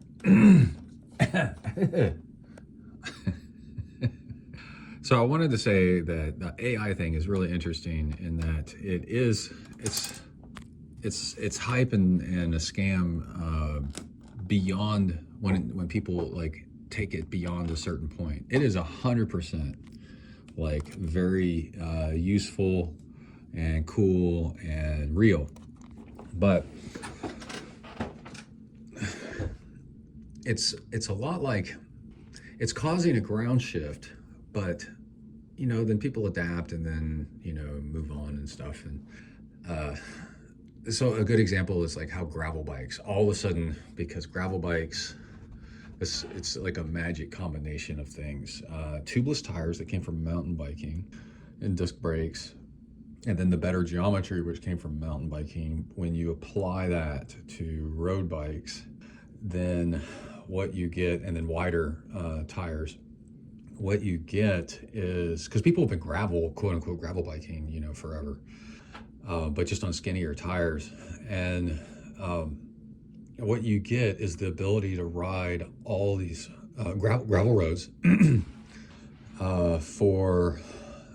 without getting flats, and also with more comfort and more stability and better brakes.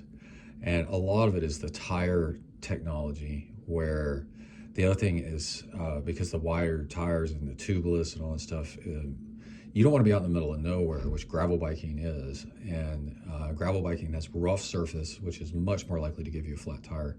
And then, so that is what made gravel biking all of a sudden just seemingly pop out of nowhere. It's the tires and a little bit on the geometry. And the fact, comfort of the tires, and also if you do get a puncture, it seal itself most of the time, and then it's easy to patch, and then you keep going. And so what that did is it just changed. It made America's. This was why it's such a North American thing. North America's endless gravel road infrastructure all of a sudden bikeable. without it being so risky, and then it's fun.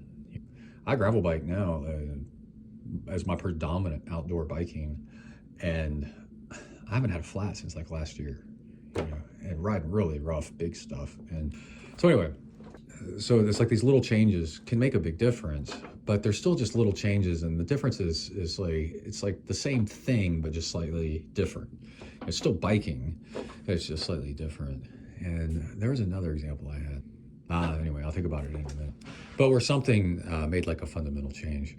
And so the AI, basically, the biggest impact it's having is summarizing things, generating stuff. And people thought, oh, it's going to just generate all this crap and then, or stuff, good stuff, and then nobody will be do anything. Well, it turns out it generates kind of garbage, and you still need to check it, but it just gives you a helping hand. And I saw something that was a new one to me, where Microsoft stuff was generated meeting notes based off the contents of what happened in the meeting, like a little summary at the top or the summary of an article. That's nice, and that's localized, it's not getting a whole bunch of garbage from other places. It's summarizing, like what is going on inside the content of that thing. It's not getting fake news from somewhere. It's reading the meeting notes and then summarizing them. That's real stuff. And some examples that I've used it lately, to me, it's like copy paste. Like you got to learn how to use it, and then you'll get further ahead, but you still end up just doing more work.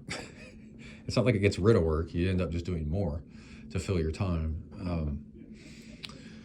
The first place I might have used it was, we wrote by hand Kai's entrance paper, whatever you call it, to college. He had to write something that was like something he wanted to do with his life. And I said, oh, write about biking across Iceland, and he was like, oh yeah, that would be awesome.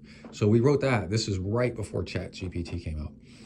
And so he wrote that, and I said, like look up 4 places, and then we did some research online and then found, like 4 good stops, and then described them and whatever, and then how to write it, And then ChatGPT came, and he got accepted. And then GTP, whatever, came out like a couple months later. So, and I said, oh, write the exact same, write a journey across Iceland by gravel bike, and do 4 stops, and do these 4 stops because I already kind of knew about them. And, or, maybe not, maybe I said generate your own. Anyway, but I said, from east to west, and starting here and ending there, and maybe stopping there. And it wrote it, and it was fine. Like but it needed cleanup, right? So it did a little bit of the research for you, like helping hand, but you still need to go and look at those things and see if they're real, and you need like good language skills and grammar and editing and stuff. And I was like, oh, that's interesting. And then immediately I'm like, write the whole thing, but as a pirate. It's like, arg, avast you mateys, I'm biking across the gravel seas, all this stuff. So that's kind of funny. Then I was like, make a recipe for cooking steak dinner, but do it as an angry mom named Emily. And it was like, listen up, you bitch. You take the steak and you light the grill on fire, and shut up and sit down. Like, it was really funny. But then so you play around with that. But then a little while later, I had to write a big document for work, and it's real vague on what management wanted. And I was like, and I just like couldn't come up with, off the top of my head, I know what I wanted to write, but that's different than what management wants, So I was like, write me up this topic, and make it like, or write me the structure. I don't think I said make it so many pages. I want the structure of implementing this thing. And it did it. And then what I did is it's kind of like a speech. Like, you don't want to read a speech like line for line, because then you sound like a robot. Hold on, sip of coffee. But what you want is bullet points, and then you fill in the talking points, and that's a very relaxed. If you know the subject matter, then, and I know the subject matter, I just could not come up with a structure, and I was like, oh. And it really, really helped. And it helped me with my job, and it helped me get something done faster. But also I learned stuff from it, right? And then we use it all the time in IT and computer stuff to write computer code. So we'll say, hey, write me a computer script that'll go and check the database for errors. And if there's an error, then send an email to describing the error to this email address, and let's see, and make it run at night, and put a few parameters in it, right? And then and some stuff that maybe you don't know how to do exactly, like through it's got to hit Amazon servers or something, and like I don't remember how to do that stuff. And so it'll write it and it'll be mostly right. But if you tried to run it, it won't run. So you got to go through it and then fix it. And then through fixing it, it's basically like somebody's taught you the subject matter, but now you actually have to do it, and then you have to actually do it. And in a way, it helps you learn stuff even better. Like I could say, write me a song, and explain to me why this type of lyrics works best with these whatever, and then it would actually probably teach you while you're getting your work done to turn in. So the ground shift that I see with this AI thing is it's making some work a whole lot easier, but if you don't go back and check it, then it's garbage. And you going back and checking it actually teaches you more about that thing until it finally works, right? And then you know that thing, and it kind of pushes you along faster and better to learn the thing, because it's like handrails. But with handrails, let's say you've got an injury on a treadmill, handrails will get you back to running faster. It's like running in water, aqua running or whatever.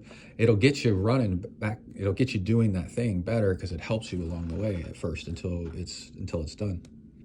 So yeah, the ground shift is we are seeing a whole lot of stuff done a little bit more easily, especially the summarizing and generating things for us and automating a few things. But aside from that, AI connecting everything is one, it's a very flawed, it's not going to happen in a way, because connecting everything and moving everything so far forward where all of a sudden we're living on Mars next week, it's just it's impossible. And also in a weird way, we don't want that. And because we're humans and we enjoy getting our hands on things and doing things. So there'll be blowback against it. And then when it's totally automated, it generates garbage, people with 3 arms. When I listen to audio stuff, you can tell it's AI generated because the pauses will be on the wrong words. One I listened to recently, you could tell that the text was italicized, but you know how you do italicized and some stuff with HTML markup by doing an apostrophe, an asterisk, and then the word, and then an asterisk, and that'll italicize it. And this thing was the way you stir a spoon is apostrophe after apostrophe, you add the sugar. And so I was like, oh, dude, whoever is narrating this is AI, because a person wouldn't say that, And a skill set also is the people who can recognize AI, just like people who can recognize spam and malware and emails that are trying to hack into your stuff. And then the last thing, my advice to society, which no one's going to take from me, it'll just become obvious, is separation between systems is a method of cybersecurity, right? If you have everything connected, then somebody gets in and is a bad actor, and I deal with cybersecurity at work a bunch. If somebody gets in and is a bad actor and then they start messing up something, well, they have access to everything, right? And when things are separated, it's called siloing. Having I've noticed, because I've been doing the same job for 20 years now, in the same type of job for 30 years, is when we have stuff, if we don't go all in and just kind of like sit back a little bit and relax and like don't work so hard to interconnect everything, just upgrade this, this will work and whatever, and just being patient and chill about things. Then when there's a failure of that thing or part of that thing, it doesn't take down the entire thing, right? It takes down that part, and then you can fix that one thing, but it didn't take down the entire freaking system. So the rest of the system is, it's kind of like evolution and having genetic mutations in some random mutations in, say, a species of birds. And then when a disaster comes through, it doesn't kill everything. It kills the ones that have a genetic mutation where it doesn't, that virus or something doesn't affect that one person, that one bird, one group of birds or something like that. Well, then they survived, So you want a little bit of space and a little bit of variation, and not everything like totally 100% connected and networked together. And then the very last thing I want to say is the people throughout history, the people who implement these things, let's say like Sam Altman and Elon Musk and people like that, and the billionaire class. I'm going to harsh on billionaires here for a little bit. You got to remember, these are people that their favorite thing, they're almost like a sociopath, right? They love hoarding money and hoarding power, or else that's how you become a billionaire. You should not like look up to these people like they're amazing and so brilliant. They're actually like, there's a lot of people who make a lot of money and then give a lot of it away. And that's kind of like a better way to be like a part of society. You can still be very, very rich, but like you help out society, because then you help society, it's going to end up helping you. We are a freaking community in the end. We're all on the same third rock from the sun floating around. And so we do need each other's help.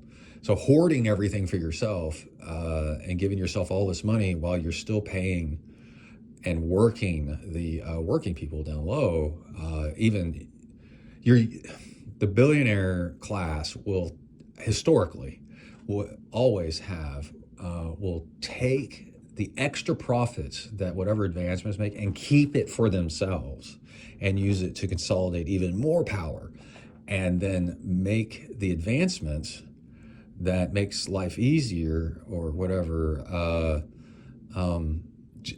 and saves time and makes things easier. Well, then when that time and life is easier, they'll just work the people, quote unquote, in the factory or in the fields, let's say, just as much or harder. And you're like, it's like all this technology is supposed to make life easier. Then why are we still, in America, we have a culture of you have to basically abuse yourself to prove yourself to move up. And it's like, it's a dogfight just constantly, and scared. No health insurance unless you work, and then scared and whatever. And I think Europe and some other countries is doing it like way smarter. This is my personal opinion, where it's opinion of a lot of people, by the way, as we saw in the news lately, that I think Europe is like a very old, and China and Japan is the same way, Korea, like very old, India, very old societies, I guess is the way to put it. And they've been through pretty much everywhere except for North America, except for the Americas. Because now I'm thinking like Africa and the Middle East. Very ancient societies that have been through a lot, and they're very mature compared to the United States. And they're like, so like one example I can refer to, because I'm very familiar with it, because I'm part Scandinavian, because I'm from Sweden and Germany, is the advancements that we make. I would say like 50% of it, opens up time to maybe do more stuff, but also 50% of it is let's take this advancement that we made that makes things easier and then make life easier. And, with the billions that some billionaires and whatever have acquired, and companies have acquired up to themselves, could pay for healthcare for all these people, free education, right? And it's so short-sighted to not do that. But I think older cultures are like, that have been through massive wars and being conquered and then getting their freedom and then conquered and then waves of crusades back and forth, all this other stuff. They've seen so much and they're just like, okay, you know what's important? After you've been through a lot, you realize what's actually really important. They're like grandparents compared to America, which is like toddlers. And they're like, what's really important? Okay, if we take some of the profits that we're making from advancements in technology and turn it around and educate, pay for college, and pay for school and pay for healthcare, well, guess what? We'll have a happier, healthier workforce to work the fields and the factories for you corporations that want us, that want us to do that. But you got to give up some of those profits and quit hoarding them for yourselves. And it's so short-sighted for an American corporation, CEO, and billionaires to be like, we're going to work you and barely give you any rights in the work, no unions, and make you desperate for work, but keep you so poor and desperate and sick by lack of health care, and dog eat dog and fighting each other. And we're going to call it, it's the competition will make us stronger. And it's like, well, that's easy for you to say up there with all your wealth, because then you can afford money, healthcare and whatever you want to live easy, and fluctuations in the market and the economy doesn't really affect you. But the people down low are in a constant state of nearly drowning and attacking each other. And in the end, you end up with really rich and then really poor. And I know a lot about this because my major in college was human geography, and it's how people act and where so like I studied all this stuff, and I was really good in history and all that kind of stuff anyway, and economics and such. So you end up with the really rich and then the really poor, and that's like what a third world country is like. There's no middle class. And the bigger the middle class is of a country, the healthier the country is. What you don't want is a country where it's like warlords and then poverty-stricken peasants, and nothing in between, because the people down low are miserable, but they don't have any ability to fight for themselves to make things better. And then the few people that are really rich at the top are pushing people around like bullies and get what they want and start wars and just throw the people in there, for them, and the poor people in there for them. And another trick that the ultra rich do is they advertise success stories, and you see these all the time. Oh, this one guy won the lottery, millions of dollars, and this one person has made millions, and this, that, and the other. But the reality is, and so if you just keep working harder, it'll happen to you. Well, the reality is statistically, no, it won't. It will not happen to you. There's almost no chance it'll happen to you.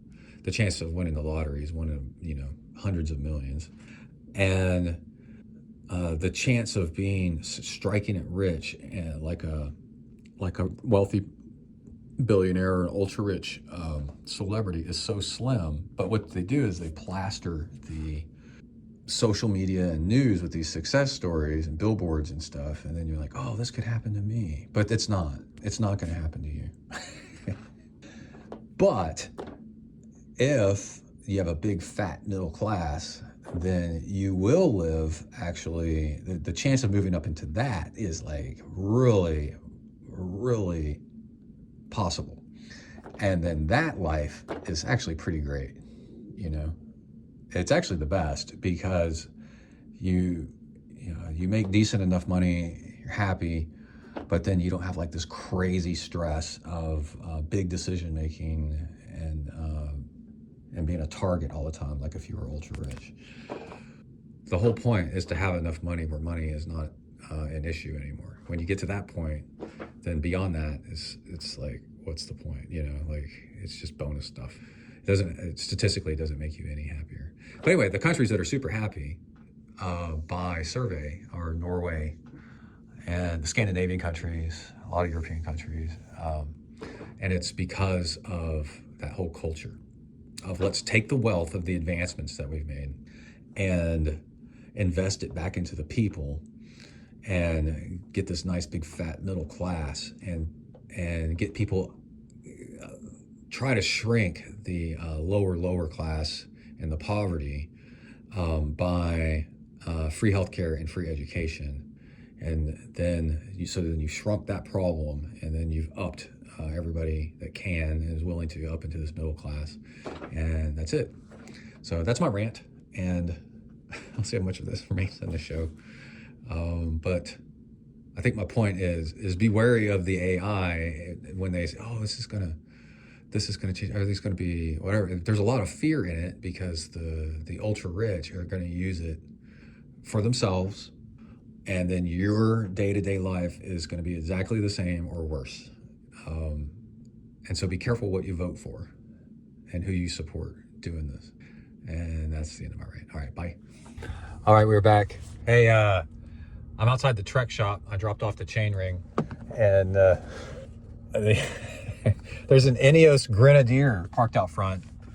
Looks like it was driven by a soccer mom, but I can't really tell you. So a suburban crawler. But holy crap, it is badass. It is blacked out. Everything's black, except it's got the option where the frame, it's a body on frame where the frame is painted red. And I'm not sure why they do that. And the tow hooks are red, which obviously makes your truck way more off-roadable. It's a joke, but it's a running joke in the off-road community. Your tow hooks need to be red. It does not have the pop-up Safari windows on overhead, and it's basically the successor to the Land Rover, Range Rover Defender. And it's just freaking badass looking. Holy cow, that is sweet. You got a ladder on the back, brush guard on the front, grill guard on the front. And let's see if I can figure out what model it is. There's different models with different options. Can't tell. It's both understated and also just freaking completely over the top at the same time. Oh man, that is freaking cool. So badass. If you ever see an Ineos Grenadier, it looks like a Jeep on steroids. And let me see, I need to get out of this parking lot right here. And but they're built, the same guy that funded the Ineos cycling team. And so one of the things it has, because it's European in nature, it has a toot button on the steering wheel so that you can honk at cyclists without scaring the crap out of them. It's just a half, kind of like a half little honk. Because that's one thing that's really annoying as a cyclist, is people come behind you and honking, trying to be friendly. It scares the living crap out of you, even if they're trying to be friendly. Just a little toot to let you know that there's somebody coming up behind you, or can you get out of the road or something like that. You're right in the middle of the road, dude. Come on, get over. I need to get by. But without being aggressive. So that's an upside of that vehicle. And body on frame. Oh, the engine is, the factory is in France. The engine is BMW. And it's an inline six. And inline sixes are really smooth. And BMW has been building inline sixes forever, so that they've like really mastered them. And beyond that, it's exactly, I mean, it looks like what you see like in films of people like in the Serengeti, and there's lions sitting on the top of a freaking vehicle. That's what, that or a Toyota Land Cruiser. And let's see, there's something German, yeah, the German engine built in France, an English company's English owned, because Ineos is an energy company, kind of like British Petroleum or something like that, but out of the UK. And so it's a world vehicle. Anyway, I just saw one. I've seen a few, but it's really rare still. And how they're distributing them across America is interesting, how they're going to do that. And the fact they're not electrified, they're pure old school, whatever, but also digital, control panel and all that stuff. But then the switch gear, one thing that guys, I don't know if girls like this as much, some probably do, but guys just love having switch gear all over the place. And it's got a ton of switch gear overhead, and that's so much fun. I have a few switches above me in my truck, and it makes you feel like you're in an airplane. It's really neat. And then let's see. Oh, on top of that, Scout is a revitalized Volkswagen bought the Scout brand, and they're building Scouts, and they're going to be mostly electric with a little bit of like gas hybrid kind of. It's weird how they're doing it, but the thing about Rivian, and they also are partnering with Rivian. So the thing about Rivians are kind of small, and for the American culture, and also if you're a bigger person, which could be European, the Danish and the Swedes and whatever are like the tallest people in the world, I think. Average height is taller, so I'm 6'3", and that's like normal in my family. Every man in my family is 6'2", or 6'3", or 6'4". And so we fit better in the bigger vehicles. And so Scout is going to be kind of like an upsized Rivian, but with the cool 70s kind of styling.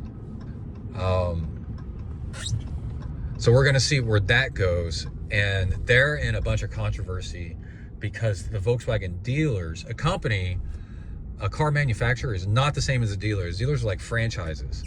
And the dealers want to sell them out of the dealership, right? Because then they make money. But the democratization of everything is a little bit of like what Tesla does, is sell the vehicles directly to the people without a dealer in the middle, because people don't like dealing with dealers, which is kind of a funny way to phrase it.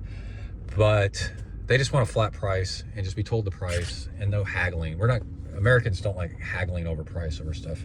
Culturally, that's a big thing in other cultures. In our culture, we just like a flat price and then we can shop, because it's too confusing. Like what's the freaking, this one person got it for this amount, this one person got it for this amount. I don't know what's going on.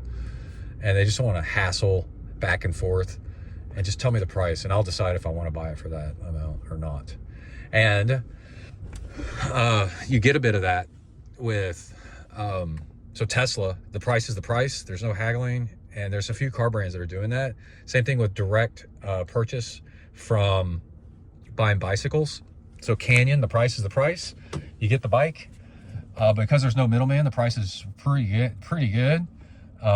And then where dealers, like car dealers or like bike shops, need to come to terms with is people are still going to need maintenance and everything. So when they bring and they're also a lot of times they're going to need help putting the bike together. So there's a big thing in the news. Canyon and REI are working together. REI already sells Cannondales, but it's brilliant in a way. Let's see if it works out. It seems brilliant. Is you partner, and then I buy a Canyon. Every REI is also now a licensed Canyon repair shop. So I can take my Canyon, I have a Canyon mountain bike, and I can take my Canyon mountain bike to the REI shop, and they'll know how to work on it and know all the parts and everything specific, just like me taking my Trek triathlon bike to the Trek shop. And so it's an interesting world we're living in. It's like I was saying about the whole AI thing. It's like little shifts kind of here and there. They change the landscape some, but revolution is like horse carriages. It was 10 years there's a clip of Neil deGrasse Tyson talking about this. You can see a photo of 1910 or something like that, or 1900, of Wall Street kind of area, somewhere in New York City, and there's one car, and everything else is horse carriages. And then a photo, they have another photo, exact same viewpoint, exact same street, and it's huge, like it's a big area that you can see a lot of traffic. 10 years later, it's all cars and like one horse carriage, maybe. And that's a revolution. But in a way, it's still people wanting to go places, you know. That's why cars are called horseless carriages at first. But anyway, I gotta go in. I got work to do. Bye. Oh, my bike's gonna cost $38 to get fixed. That's so awesome. Oh, by the way, the name is Shinrin Yoku. I have no idea how to spell that. For forest bathing. Shinrin Yoku. All right, stuck in stop and go traffic, which in my town is not that bad. But it's gonna make me late to work. But I've got the auto cruise control set, so I can just sit here and pretend like I'm on a bus or a train. Do a burp. So I ran this morning and then had an Athletic Brewing Company, the Hazy IPA, and I'm starting to like it. It's pretty great. And oh yeah, I wanted to go over this morning's run. So last night I thought I might run or bike, but I was tired. And then we had a call with a financial advisor at 7:30, which is smack dab in the middle of, like, because you know it's gonna be 7:30 to 8:30 of not enough time. I was hungry when I got home, so I needed to eat. Then you don't want to work out right after eating if you're doing endurance stuff. Lifting weights, you totally could, but then so I went to bed and got up early-ish and had a hard time deciding if I wanted to bike or run. And I realized I wanted to run because I kept coming up with reasons why, even though I was starting to get my stuff together to bike, I was like, yeah, but I could go run.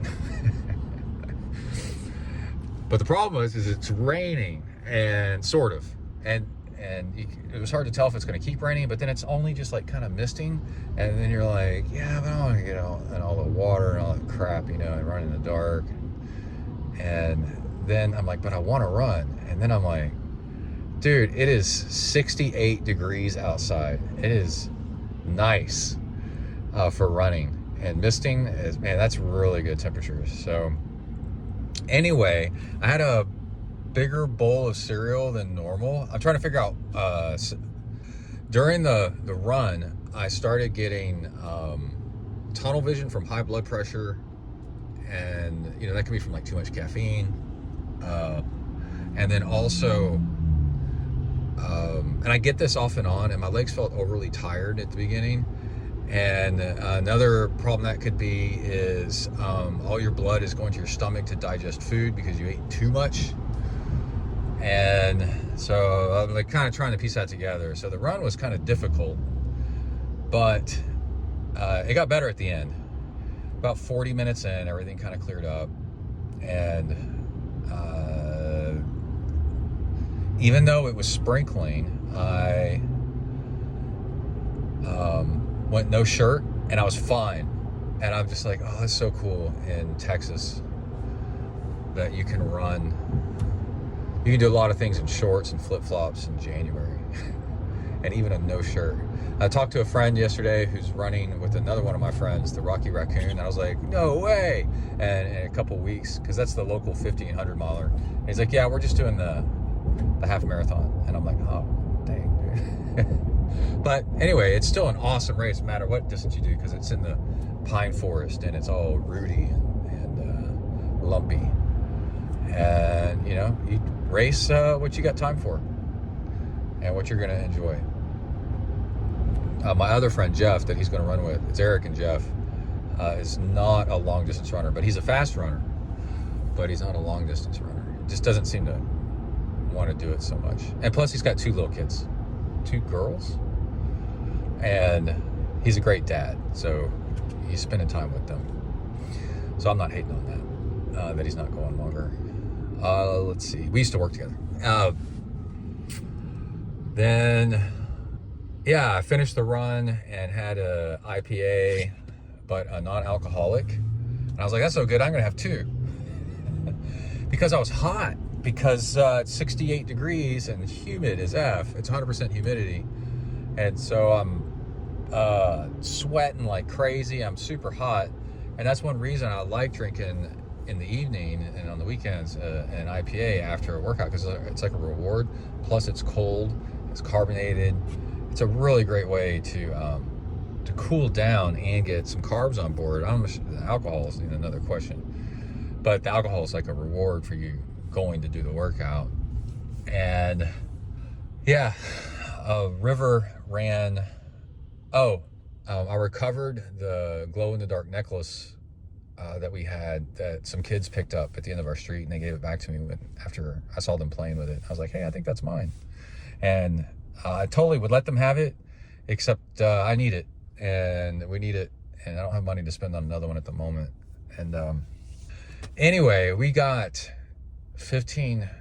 That's exactly the kind of thing I would give to somebody, and be just like, yeah, you just have it, if I had the means to just get another one. And I enjoy doing that. It feels nice, and to just give stuff away if you don't really, really, really need it. But I need it. And but it died like maybe 20 minutes into the run. And so this is a necklace. It's like a clear tube, and you can cut it to size, and then you cut it, and then it lights up, and you can do, a solid color, or you can have it rotate through colors, red, blue, green, and then shades in between. And what's funny was it died, so now you can't see it. Plus it's dark, and I've never gotten around. You could totally do this. You could super glue it into place if you wanted to, so it doesn't undo. I just never have done that. And then so it falls off of River on occasion. That's how it got lost in the first place. And I'm like, so it fell off a River, and I happened to notice it even in the dark, even without the lights on. And I'm like, oh crap. So then I put it around my neck and pushed it together. My point being, and then I ran the rest of the run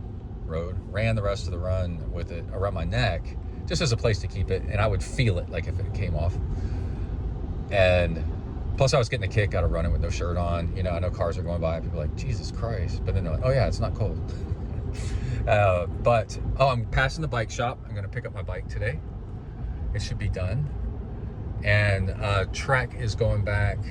This particular shop has been closed Mondays and Tuesdays because not enough business to be open. So they're closed 2 days out of the week.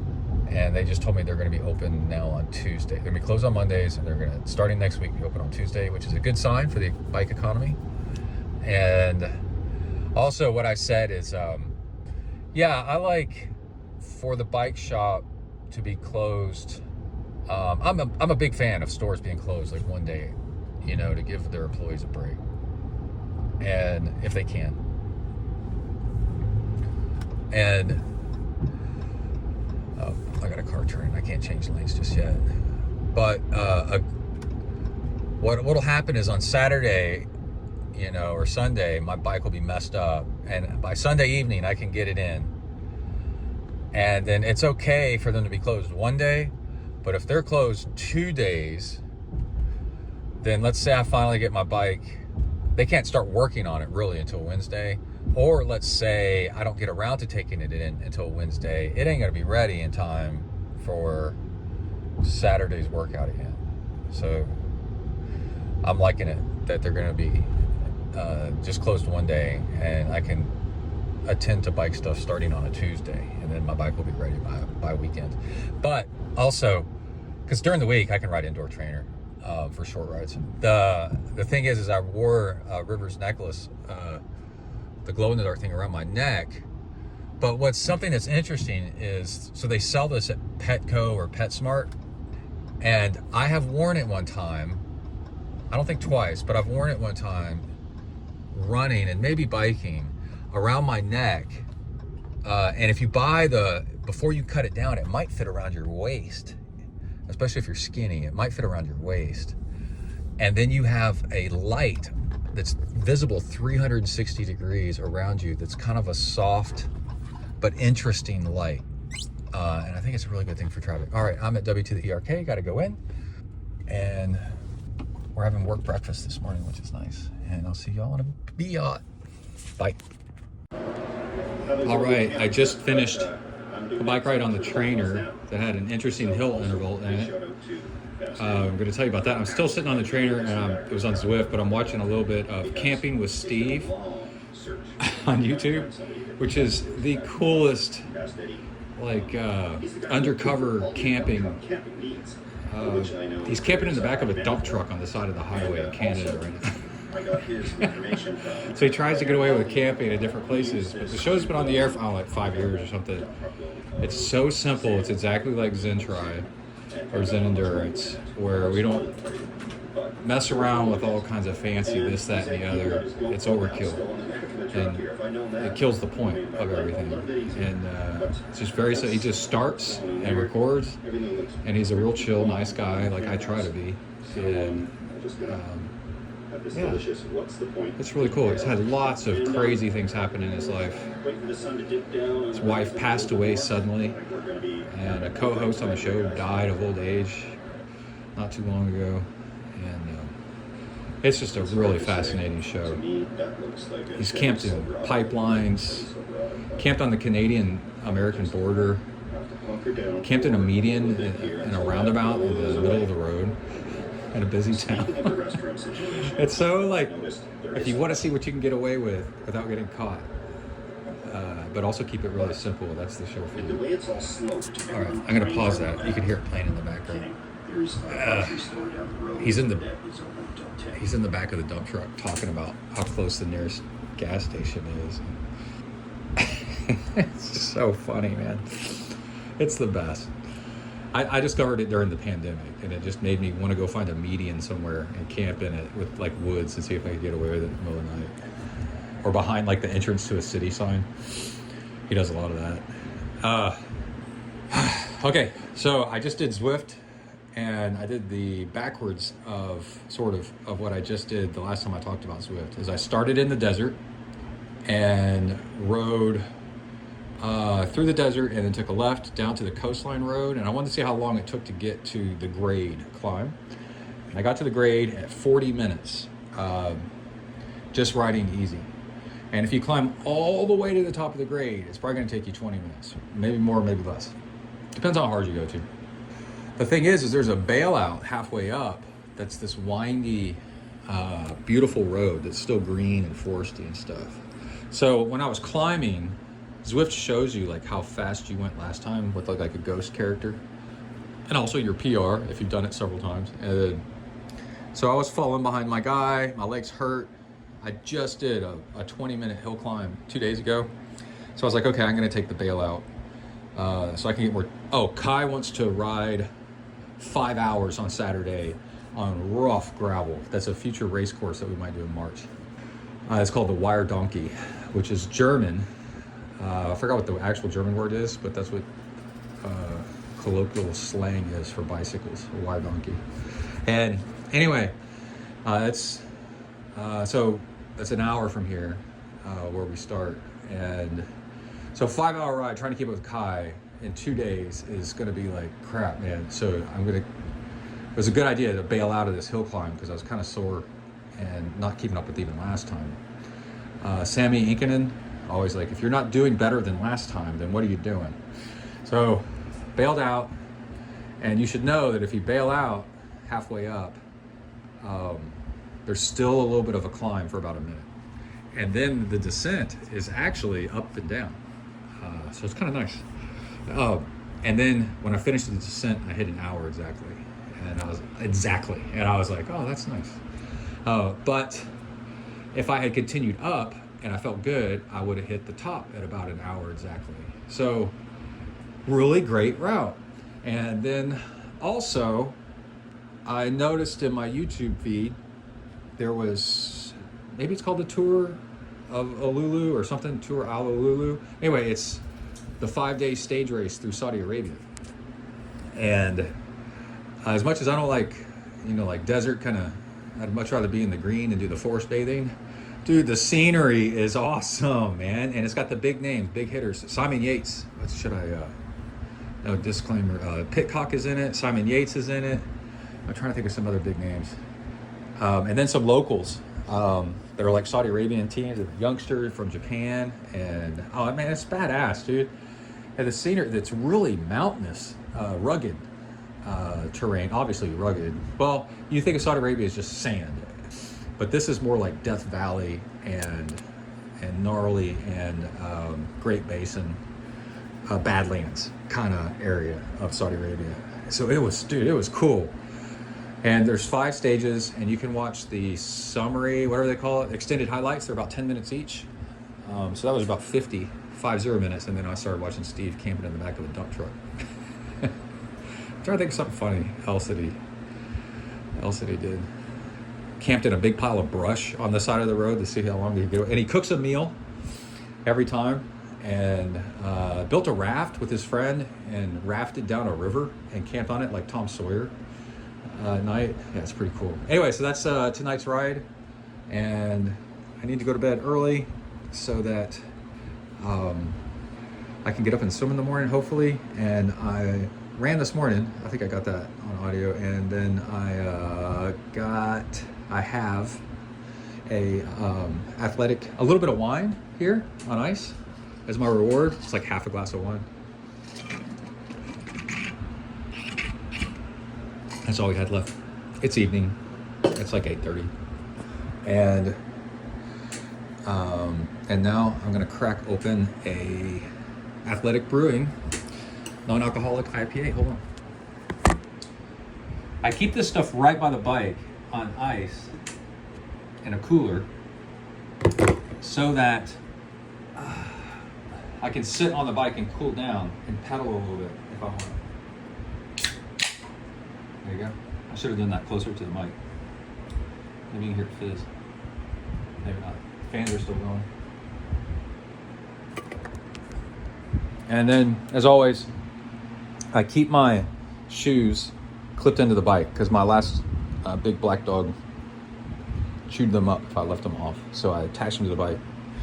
And actually it's pretty cool because I leave them on the bike, and then when I get on the bike and start pedaling, when I start riding indoors, I have to practice putting my shoes on while on the bike. And it's really good practice. I'm coming out of the water and my shoes are attached to the bike. And that's what I do. I wear slippers to the bike. And then they're UFOs sliders. Okay, I'll be back maybe after the swim tomorrow morning. And then a big gravel ride with Kyle. Bing. All right, leaving the pool. Interesting swim this morning. I'm in a rush and I don't like it. Had to buy a swim pass and it didn't go through the first time. Had to try a second time after swimming and now I'm late. It's the bane of my existence. It's the whole counterproductive part of the show is taking your time. But through practice, just remain calm. Other people's drama that caused you to be late is not much you can do about.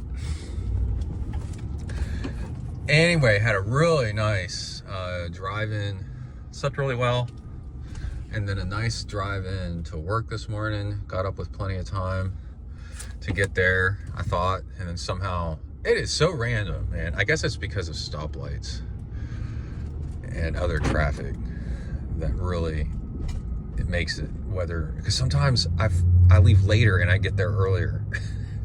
And sometimes I leave earlier and I get there later. The mysteries of the universe, Anyway, something that was kind of funny when I get out of the water, I learned with my beard is I fluff my beard as I'm getting out of the water and the water just comes right off, which is pretty interesting. It's an adaptation of male humans, I guess, for cold weather. all kinds of things, I guess. I just think of like Vikings sailing into the wet wind in the ocean, and the beard. I'm romanticizing this a lot, but we have these body parts for reasons, you know. But the beard keeping you warm on your face, at least. It's kind of funny that we don't have like a beard all the way up to our eyebrows. Some people do. All right, anyway, I was doing a swim this morning, and instead of doing the intervals at the very end, 4 sets of hard, I decided to just kind of mix them in and do more, instead of really hard, just do sweet spot, which is a little bit easier. And so instead of 75 yards, more like 100, 150, so about double the length probably. And just not going quite as hard, but letting the burn be like a little bit lighter, but longer. And very random, right? No precision. And there's something to that. If you do things exactly precisely to exactly, like, say, if you have a coach, your coach's instructions exactly at this minute or at this mile, at this whatever, then do this. That's actually, you got to remember those things are just a guess by the coach. The next level of training enlightenment is when you feel like going hard, go hard. And then when you back off, when you're like, okay, that's enough, you know, and then you go easy until it's you're done going easy, and then you're kind of bored, and then you kind of go hard again, and then however many of them you do, and but then you're training your body, you're training yourself. It's pretty cool if you do that. And so I started doing that. I think I probably got in 6 intervals instead of 4, and they were longer, but not, I'd say they were, you know, like 90% to 80% of what I usually do as far as effort going. And one reason I also want to get to work as fast as I can is somebody just posted on the team chat that there's focaccia bread out on the main table and I'm gonna miss it if I don't get there in time. Homemade, I hope. While I was swimming, the reason I use swimming as meditation is really interesting, and I talk about it all the time. I have that thing at the end of the pool, some kind of note-taking device somehow, and I remembered while I was swimming, I was like, oh, this one athlete I coach, I need to give her a swim workout next week to get her back in the pool, you know. And I was like, yeah, okay, write that down. And then there was something else. Actually, I'll look to see what it was. Oh, one of them was, and then I'll leave it at that. One of them was, I took a sick day, kind of like a mental health day. I was not feeling good in the morning, so I was definitely not feeling good, and was sick, was not feeling well. And then later day I felt better, and then the whole day was just like, oh, it was nice. But it's complicated. Like a while back, I had a vacation. I had a sick day scheduled to go to the doctor for a colonoscopy, but then it got canceled. But it was still on the calendar as a sick day, and so I agreed with my boss just to leave it as a sick day, but then do a vacation day to swap it out later on. So I remembered that while I was swimming, and I'm like, oh, that sick day you took earlier this week, put that on your timesheet as a vacation day, right? And I was like, okay, and wrote that down. That's my to-do list for the day while I was just swimming, listening to music, and was listening to some really cool Zen stuff, but getting in and out of the pool. I just don't have the wherewithal anymore to download MP3s to an MP3 player and listen to podcasts like that. I could, but then I got to transfer them over to this to my headphones through a certain cable, and I'm just kind of like, I'm not doing that. And And let me turn these headphones off too while I'm at it. My swimming headphones. What's so cool, one of the upsides of an American truck, I don't know if Toyota Tundras do this and Nissan Titans do, but a full-size American truck. I don't know if Tacomas and mid-size trucks do this, like say a Chevy Colorado. But you can charge things, I guess because they're considered work vehicles, you can charge things while the car is off. The charge ports work. So you're sick. I noticed that years and years ago when we didn't have charge ports, we just had cigarette lighters to charge things. I was like, that's freaking cool. And my boss at the time was like, yeah, that's freaking trucks. I was like, dude, that is awesome. So I can leave my headphones or my goggles or a watch in my car on a charger and let it charge while I'm I don't know, at the office, while the car's off. It's really cool. And that's one of the upsides, that when you go back to a non-vehicle, like I'm trying to remember if my Nissan Xterra did that. It doesn't do it, and you're like, damn it. Anyway, something funny happened last night. Kai came back from college and for the weekend, and he walked in and he'd seen pictures of my watch on Instagram. And he walked over and he's like, so, like that. And I go, what's up? And he's like, and he was eyeballing my wrist. And he's like, there it is, huh? And I was like, yeah. And I go, does it look cool? And he goes, yes, it looks freaking cool. And I was like, yeah, buddy. And then he goes, didn't you used to have one like that? And I said, yeah, I had a black one. And he goes, yeah. He goes, you let me wear it. I feel like I remember you let me wear it. And I go, oh, I probably let you wear it to high school. When you were in high school, I let you wear it to school. And he was like, yeah, I think so. And then still that long ago, or that far back, most people don't know that the bezel rotates on a real diving watch.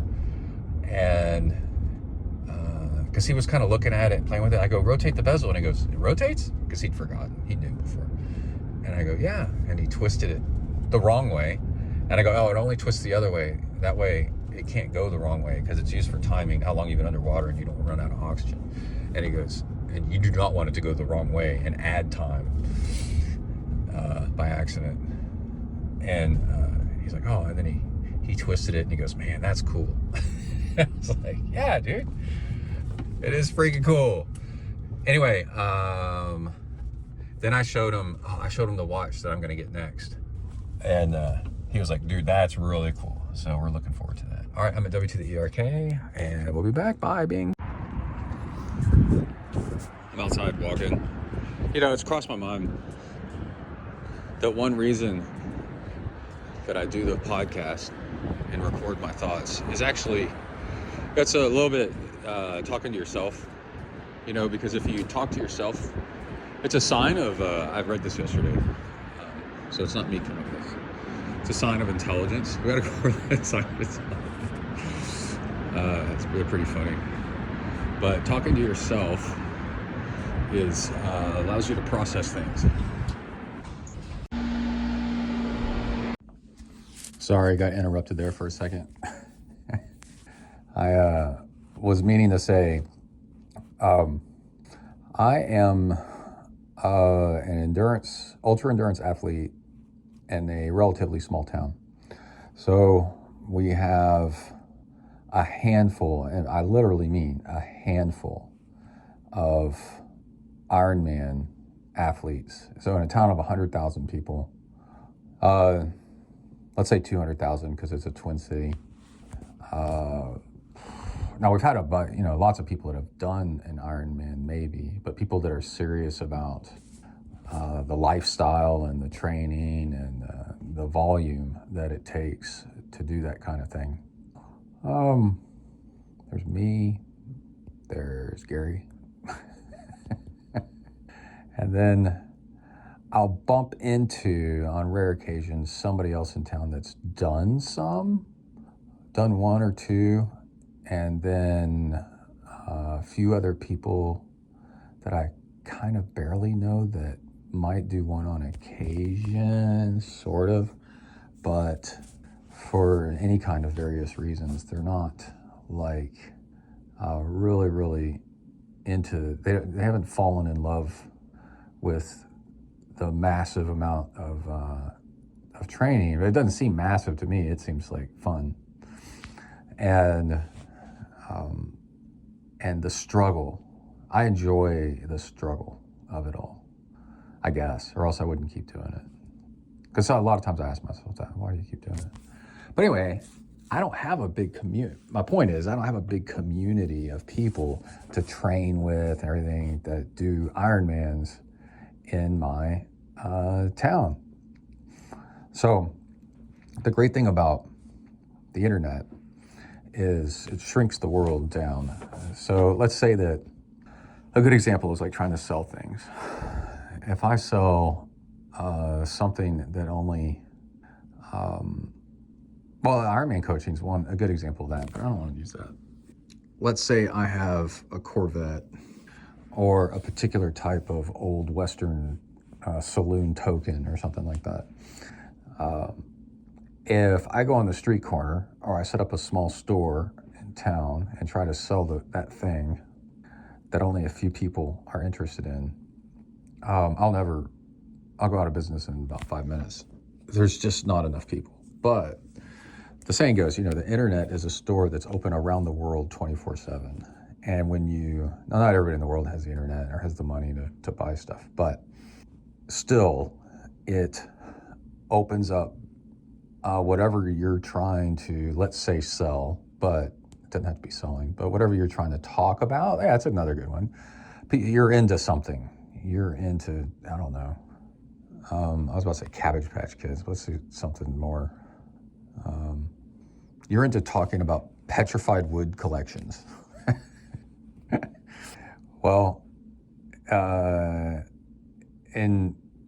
the internet, you can set up a forum, and then pretty soon the world will find out, and something that goes nowhere in your town with your small community is, and I'm saying, like, a lot of people listen to the show, you live, by likelihood, you live in a big city. Denver, Houston, Chicago, New York, Atlanta, those are just American cities. LA, Berlin, Sydney. So the ability to put something out there on the internet, like I'm doing right now and you're listening to right now, has this incredible effect of putting yourself in touch with hundreds to tens of thousands to millions of other people that are into the same thing.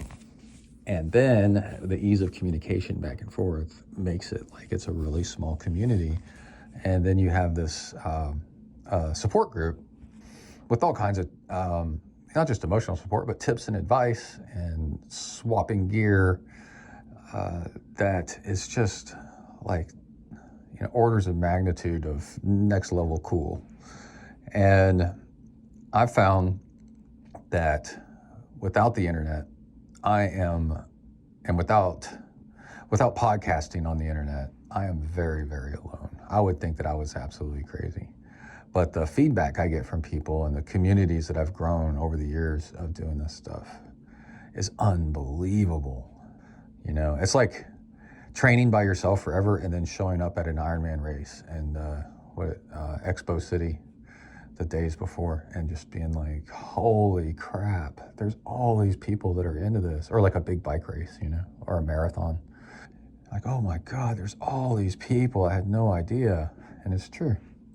So I just wanted to get that out there, that my motivation, because like sometimes I wonder, why am I recording this? And it's whatever portion of it on the pie graph is to talk to myself, to sort things out, because I want a little bit of me wants to record things for family and friends to hear, years from now. But I have very little faith that that's actually going to happen. Because you'll listen to like your grandparents' recordings for a little bit, and then you kind of forget about them, and then you only listen to some. You not gonna listen to the whole thing. You got your own life to live, But at least a marked person of note on the internet, like a little Wikipedia page, or like you can search in Google and find things out about somebody. And then the other big part is to feel like you're part of something and get feedback from people.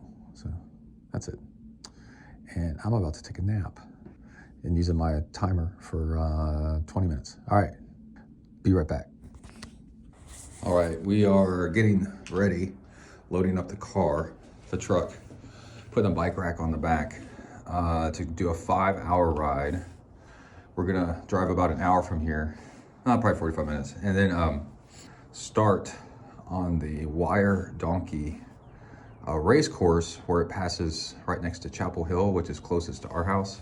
Hop on the course and do the entire 62-mile loop, because Kai wants to race it in the future. It's not till March, but let me take this pump here and some other stuff. But the course is like really rough gravel, so he wants to ride it, see how much of it's gravel, because then that's tire choice.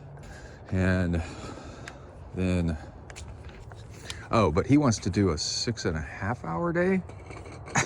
We'll see how that goes. That's a lot. So by the time we finish that route, it'll be close to 5 hours. And then what I'm gonna do is load up, put the bike pump in the back here, and I'm gonna load up the truck, buy me some food, give him some food, but more like like we got some muffins and biscuits and bananas and Pop-Tart and stuff like that, so he can keep riding. And then I'm gonna pull ahead of him in the car and be vehicle support for that 1.5 hours extra that he needs, and he's gonna ride back towards I'm looking for a place to put my air pressure gauge, digital. It's the best way to go. Where's dude, I need to find my beanie hat, because it's gonna be a cold start. So one thing that sucks not leaving from the house, you gotta pack up all this crap. There it is, I see it, okay. And then what I'll be doing is editing podcast, editing video and such, while he's riding, and doing some recording to talk about how the ride went. But it's a really cool example of, mixing your travel with your training. How do you get a 6-hour ride? Is drive somewhere to do the 5-hour ride you were supposed to do, and then ride some of it back. So I need to go inside and show them on the map the route on the way back. We've ridden it one time before, maybe twice.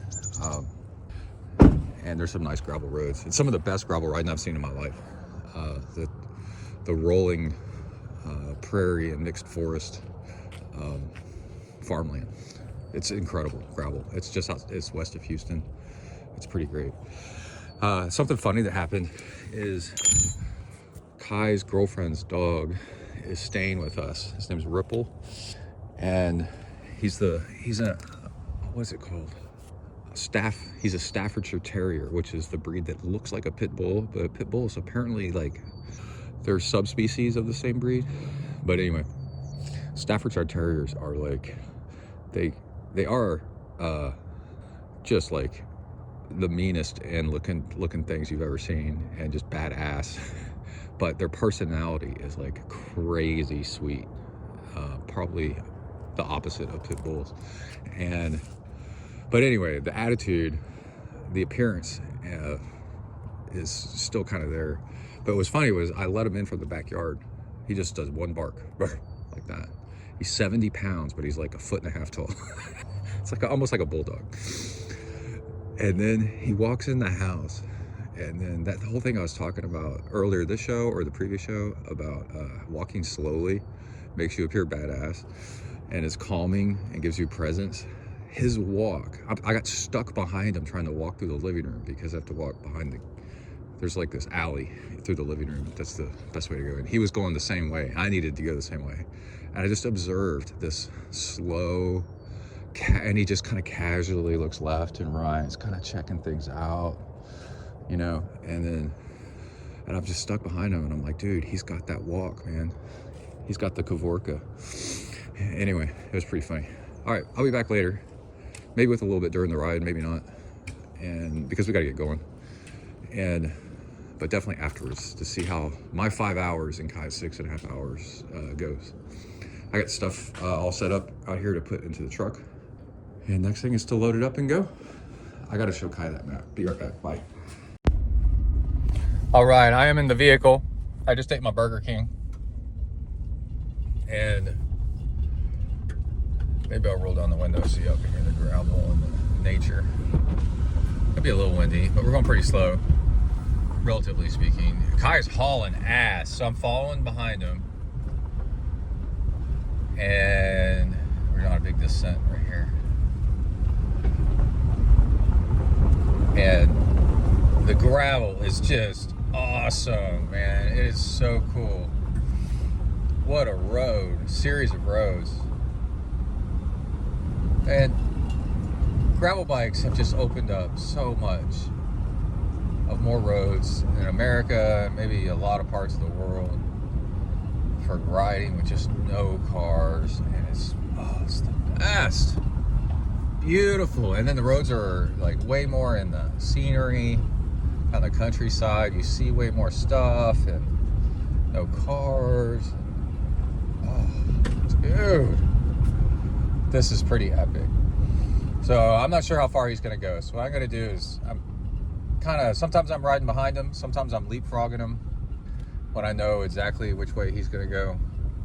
It's hard for me to tell. No, that's not what I wanted.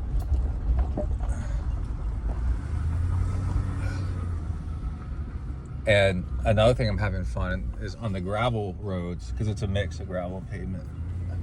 I'm driving in my all-wheel drive, and then when I go into a turn, I've got, like I have these 90-degree or hairpin turns. I go in a little bit hot and let the truck kind of slide a little bit. So I'm having a blast, dude. This is so much fun. And I think what I'm gonna do is I'm gonna leapfrog ahead. Well, I'm gonna wait till we get over the top of this hill, and then I'm gonna leapfrog ahead of him to the next intersection and then wait. There's a lot of psychology going on, like having a car behind you can kind of, depends on the person and their mood and where they are, things can kind of wear on you. The car in front of you makes you want to go catch the car, so we'll see. But you don't pass somebody on top of a hill on a narrow road, or else you'll get hit head on coming from the other direction.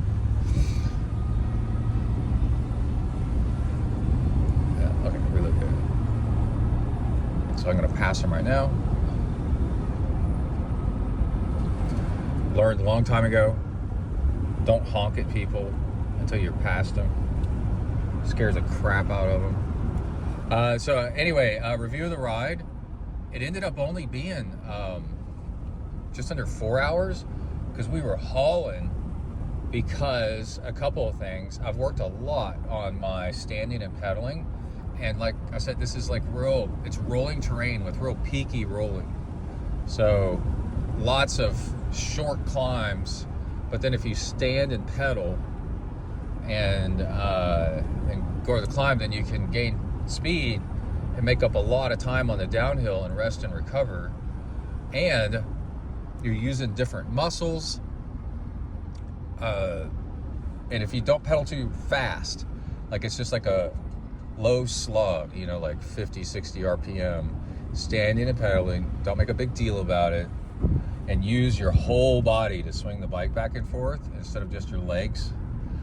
Then you're giving your legs a bit of a break somehow, and it's nice. It's like really, really nice, but you got to practice it. And then I was looking down at my power meter, And I'm climbing, when I do that, I'm climbing at about 350 watts. And that's, if I was climbing normally, I'd be at like 270, right? So I'm climbing at 350 watts. And, sorry, I was looking at my rearview mirror to make sure Kyle was coming. And so that's way more power than if I was seated and climbing. And then you power over the top, and then you got this downhill. And because you're standing pedaling, you're in a bigger gear, you actually accelerate down the downhill a little bit faster. Then you got the downhill to rest and recover. And it's just something, if you practice it, you can just get it so it's super casual. And I think that made me faster. Riding with Kai a little bit, so I got drafting off of the headwind. But we made sure that we didn't ride really, really hard, because he's planning on doing further than me. So that slowed him down. And but there was still a race to the car at the finish. I touched the car first, so I won. And I'm gonna pull over here, see which way he goes. Put the car in park. But anyway, fuel, 400 calories per hour, which I got kind of close to. Something that's funny is we ran out of regular table sugar, so I've been using brown sugar, which happened to be in the pantry. Tastes different. I don't know if it tastes better. It tastes a little bit different. And it's the same thing. It's just a little bit more organic than cleaner than less processed slightly than whatever. So I used 3/4 brown sugar, 1/4 maltodextrin, and I measured it with a scale. So 100 grams. Ooh, look at him. Did you hear that? He was flying, dude. 100 grams per hour. Oh, we might be getting on a gravel road here. No, turn the pavement. Left is gravel, right is pavement. We're going right. And so just nice, even energy the whole time. Really surprised at how much faster we went. Like I might have said earlier, the course is smoother than we've ridden it before. And that's because it's gravel, and gravel changes. You know, the county could come out here and dump what they call bull rock, which is like golf ball to baseball size, just chunk. You know, and then that's so, and it's loose and it's really slow and really hard. And then over time, cars wear it down, and then it turns to smoother. And then is it? Okay, now I'm gonna pass him. I got it.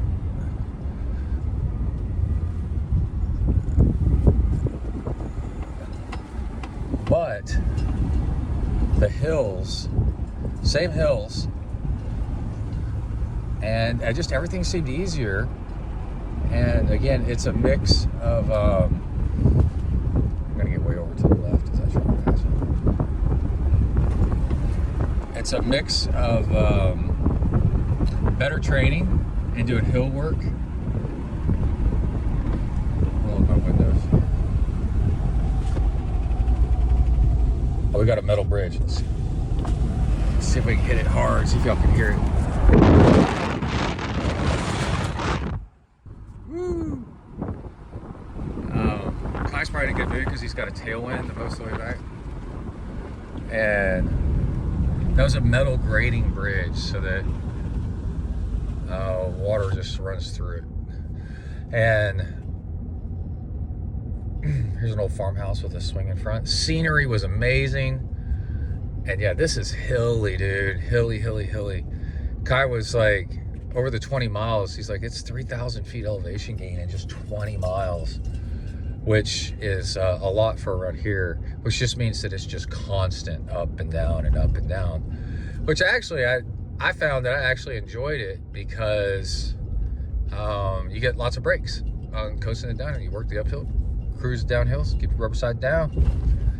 And so now the next big thing is at this intersection up here. I'm gonna see which way Kai goes. I'm gonna get off the mic, and there's a big graveyard up here on the right, and just see what he wants to do, and wrap it up whenever we get back. I'm planning on running tomorrow. Beautiful weather coming up for a while. So I'm gonna pull into this church. It's empty. There's a thing with bike packing that people talk about, that you can sleep in churches. People don't seem to mind. Oh, in church, like on the grass or on the backside of a church. Maybe. I don't know. I've never done that. I don't know. All right, that's it. I'll be back later. Bye. Oh, wait. Let's do the historical church sign here. Frieden Church of Washington, UCC, 1890. German immigrant community of Washington County. Following the Civil War, an influx of German settlers moved to Washington County in 1868. I can't read from here. All right, that's enough of that. We'll be back. Bye. Interesting observation I've had for years biking is, so Kai's running a 44 chain ring with an 11 tooth as his fastest rear. So that tops around like mid 30 miles per hour if you're really working it. You know, it's not at all like a 53.10 or something like that. And so what happens is, he just passed, we went past Washington on the Brazos, if you want to see it on the map. And we're heading still towards town. I think a lot of this is the weather and why he's still able to keep going and enjoying himself. Seems like he's enjoying himself. He's enjoying the challenge of it. The weather and the tailwind, you know, it just helps so much to knock out the miles without it being a whole lot of drama. I'm about to pass him again. We're just doing leapfrog. Oh, and he said he got stung by a bee. It's an interesting thing. If you get like a very small injury, or like somebody scares you by, you know, cutting you off or something like that, you actually get like an endorphin. I don't know if it's endorphin, but an adrenaline rush a little bit and perform better. It was a Danielle Reef who was just kind of doing okay, and then got stung by a jellyfish or a bee or something like that, and then just destroyed the race course.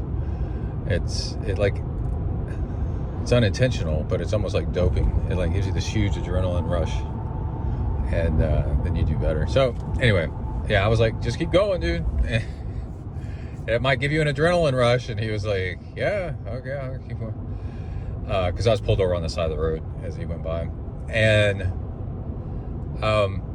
but as far as like long distance cycling, like really, really long distance, I've found something interesting, that if you limit your top end gearing to, let's say, like 30 something miles an hour, 35, 32, I don't know.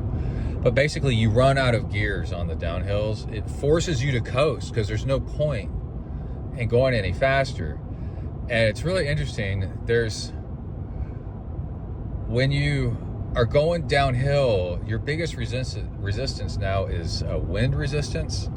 And it is really different. The amount of power you have to put down to go faster once you hit like 30 miles an hour, 35 miles an hour is, you're much better off wasting your energy, quote unquote, going over the Brazos River right now, by just getting arrow and getting an arrow tuck and coasting.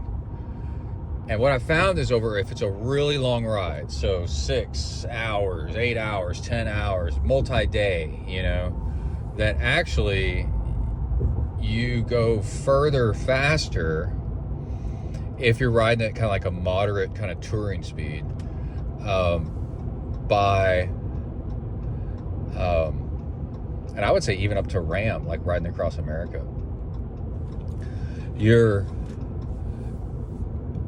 By not having those huge gears on the top end, and it forces you to coast. And then those coasting brakes are really nice. Really, really nice. And then the energy that you didn't spend going downhill, when pedaling going downhill would have only gotten you this tiny amount of improved speed. I'm gonna go down this road over here. Oh, I'm gonna go off-roading. I'm gonna get off the mic right here. The amount of rest was actually really nice. All right, that was funny. I just went in to the gas station. Remember, this is just an intersection town called Milliken that used to have 10,000 people. And there's a new gas station, And I went in, and the guy went in, a country guy. He bought a case, and I was grabbing a 6-pack. And then when I was walking up to the register, I said, "This is the way country people are. It's so great." I go, "You want to go in front of me? You were in the beer club."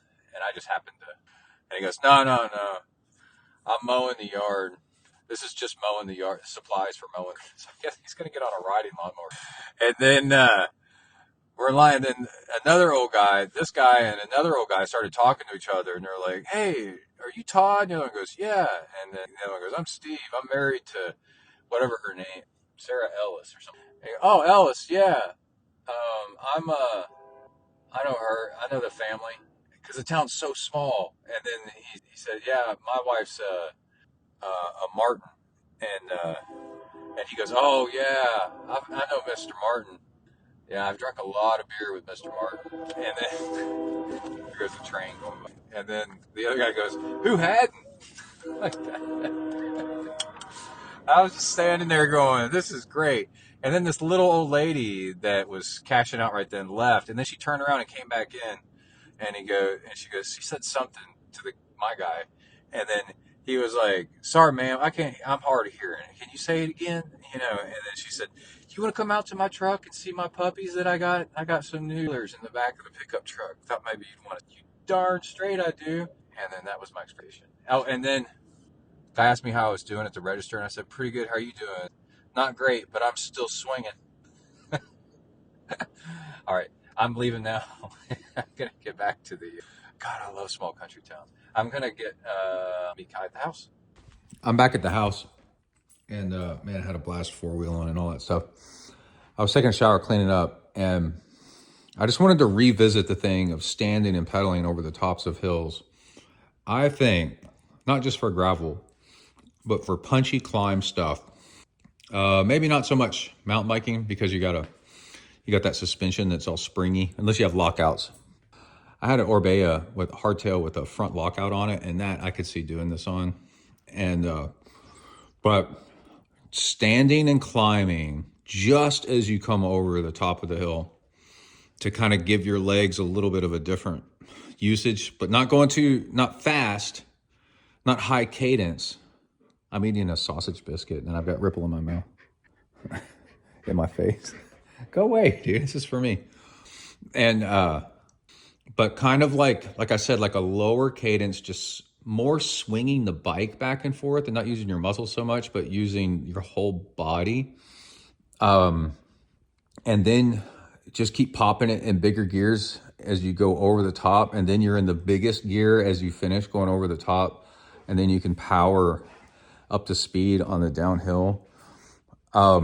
Seems to me, because I haven't been doing that for a long time, because in triathlon training and Ironman, you just practice seated all the time and trying to conserve your energy and just being super, super crazy efficient.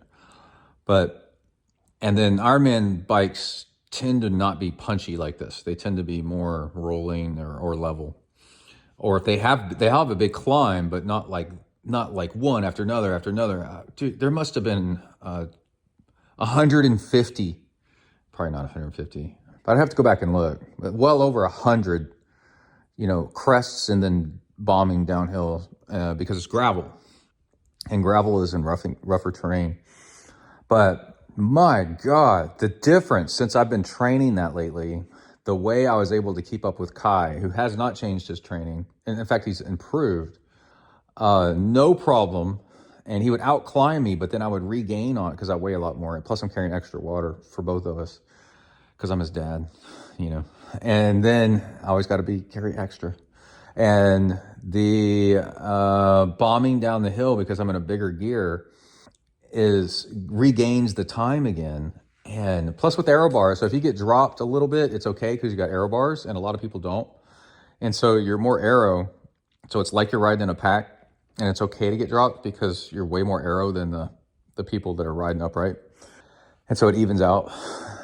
Oh my God, dude. Like, what a game changer as far as performance goes. The thing is, if you want to be able to do this in a race, you have to do it in training a lot. You have to climb standing up and over stuff and then regain speed on the downhill using it.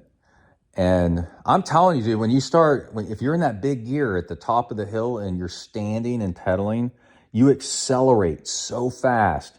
And then you are going easily like 3, 4, 5 miles per hour faster than the people around you on the beginning of the downhill. And then you're spending the first part of the downhill getting up to speed. And then the rest of the downhill, you can coast and then rest.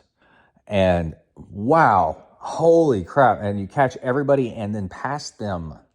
And what a game changer as far as how to bike for gravel and probably really, really punchy, rough road racing if you're doing that kind of thing.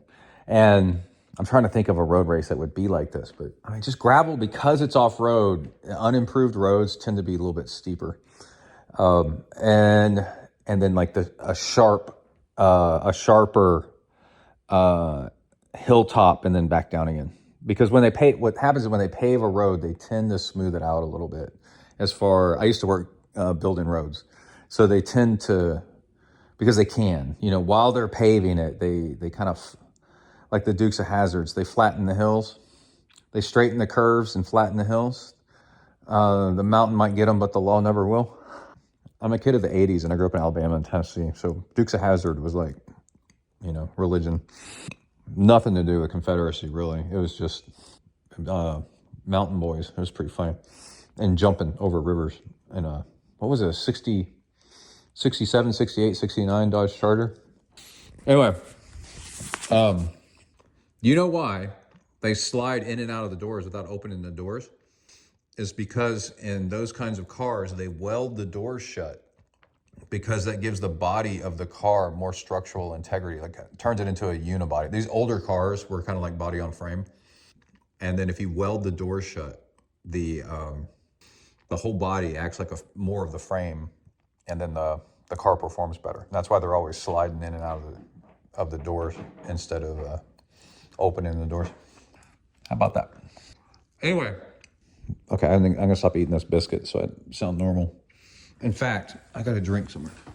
So in training, you got to do it in training, because I've been doing it in training lately, the past few weeks.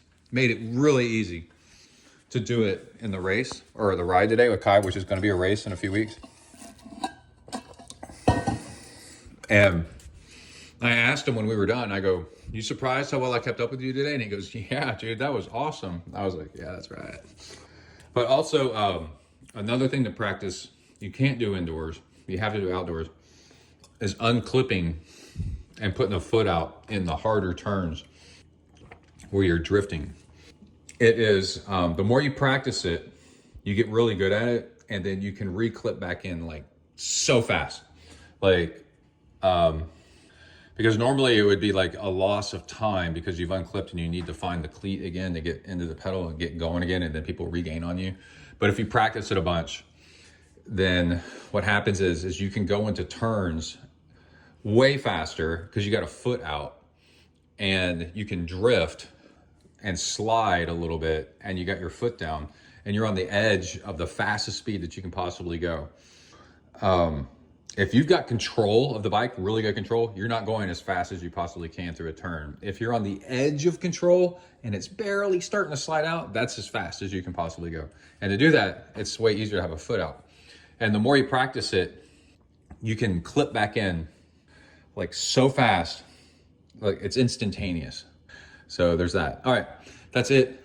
I'm going to load on some carbs because River and I have a long run tomorrow morning. Yes, we do.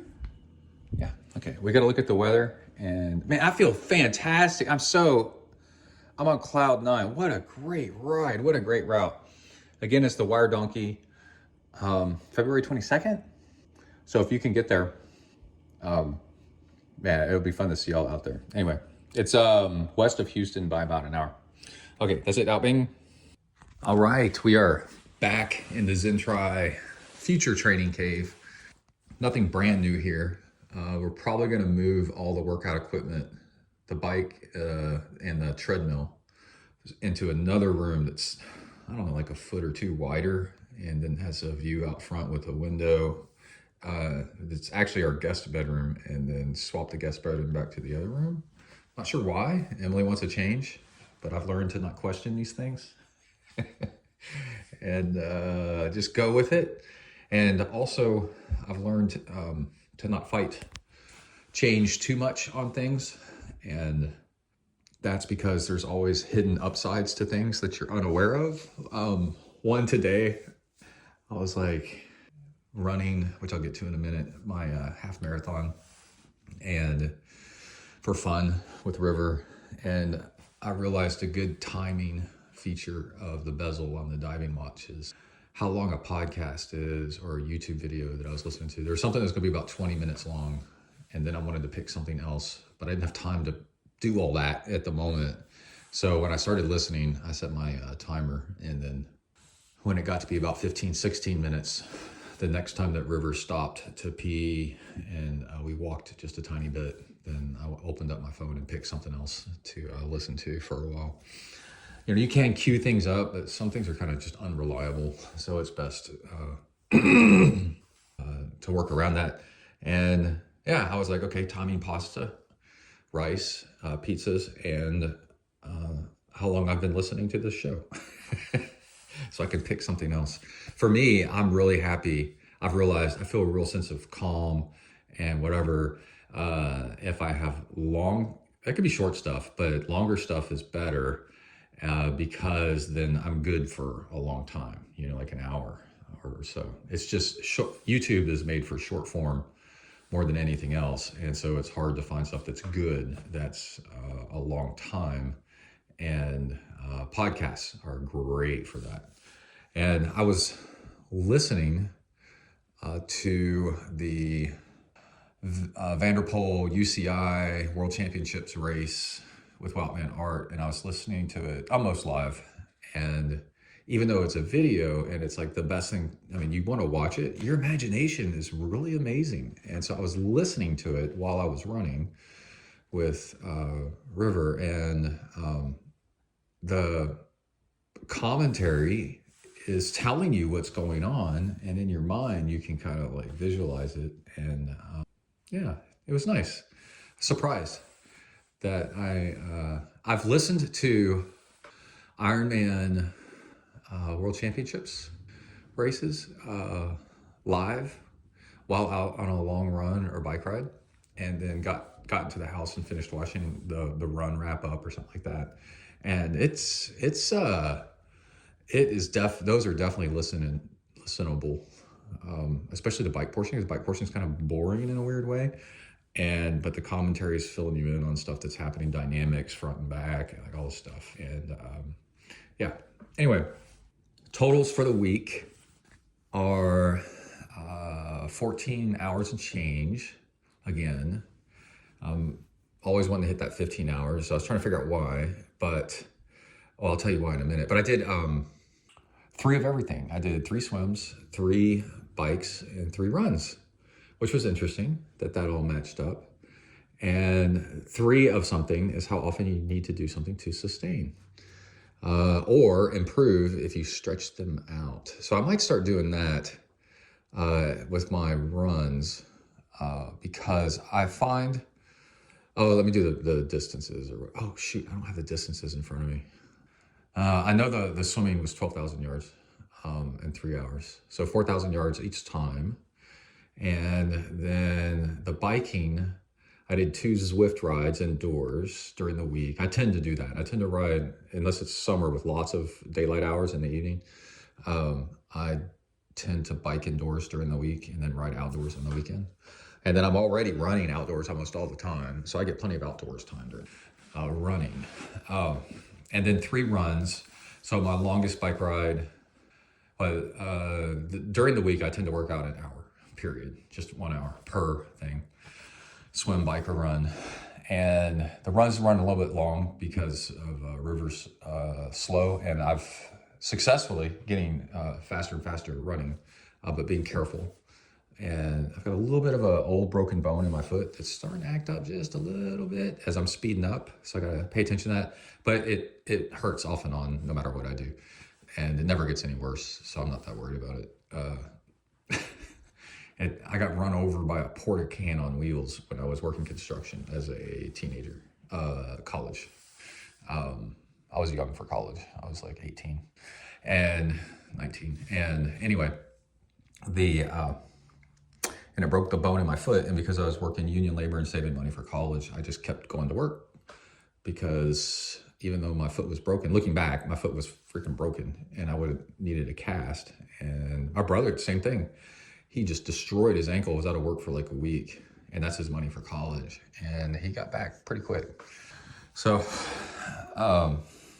where are we at? Then on the weekend, I go long, usually. And when I was in full Ironman training mode, I was doing a long ride and then a little bit of a brick run one day, and then on the next day a long run and maybe an evening ride. And I'm not doing that lately.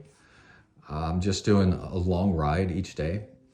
And once you've done enough brick runs in your life, when you learn, this is a pro tip for you, you only need to do them just a little bit as you get close to a race to get that feeling back into your body of what it's like, and that you can run off of busted up legs. And so I don't have an Ironman coming up in the immediate future, so I'm not really that worried about it.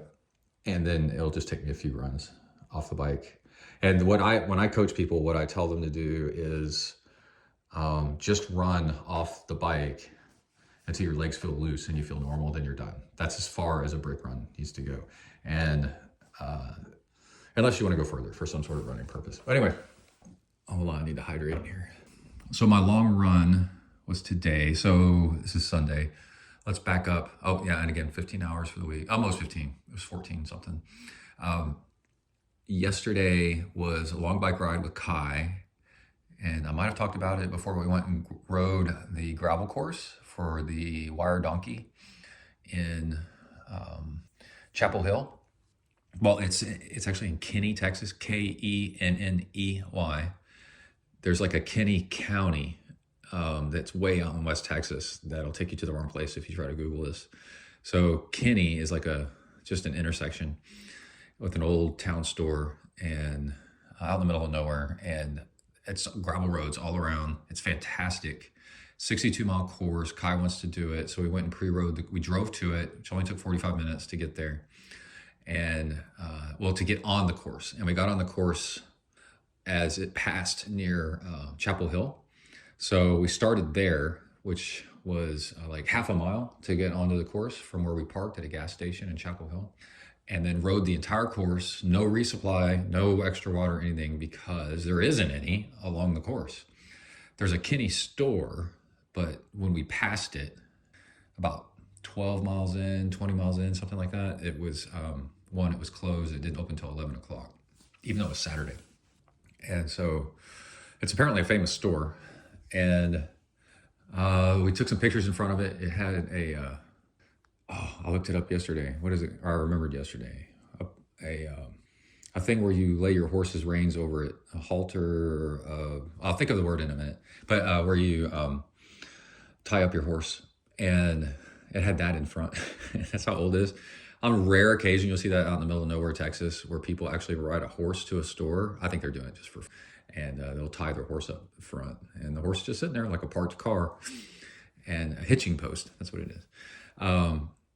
Then we showed the picture of Kai and I in front of it to Emily's dad, and Emily's dad, Emily's grandmother, Emily's dad's mom, grew up in Brenham, Texas, which is nearby. She used to ride horseback to school when she was a kid, and she passed away a few years ago. And he said that either she or her mom's, so Kai, I'm staying there with Kai, and so basically it's Kai's great-grandmother or Kai's great-grandmother used to live in a house that used to be across the street from the store. And he said that the house wasn't there anymore. And but that is so cool. I have stuff like this in Tennessee where I've got family heritage, and this famous person used to live here, that's your relative, and this is where your great granddad used to live, and this is where we had a farm, and all this stuff. And Emily's family has a whole bunch of that in Texas, and it's neat to come across that. And Emily's part Choctaw too, and Kai is too, by rule of law, rule of blood.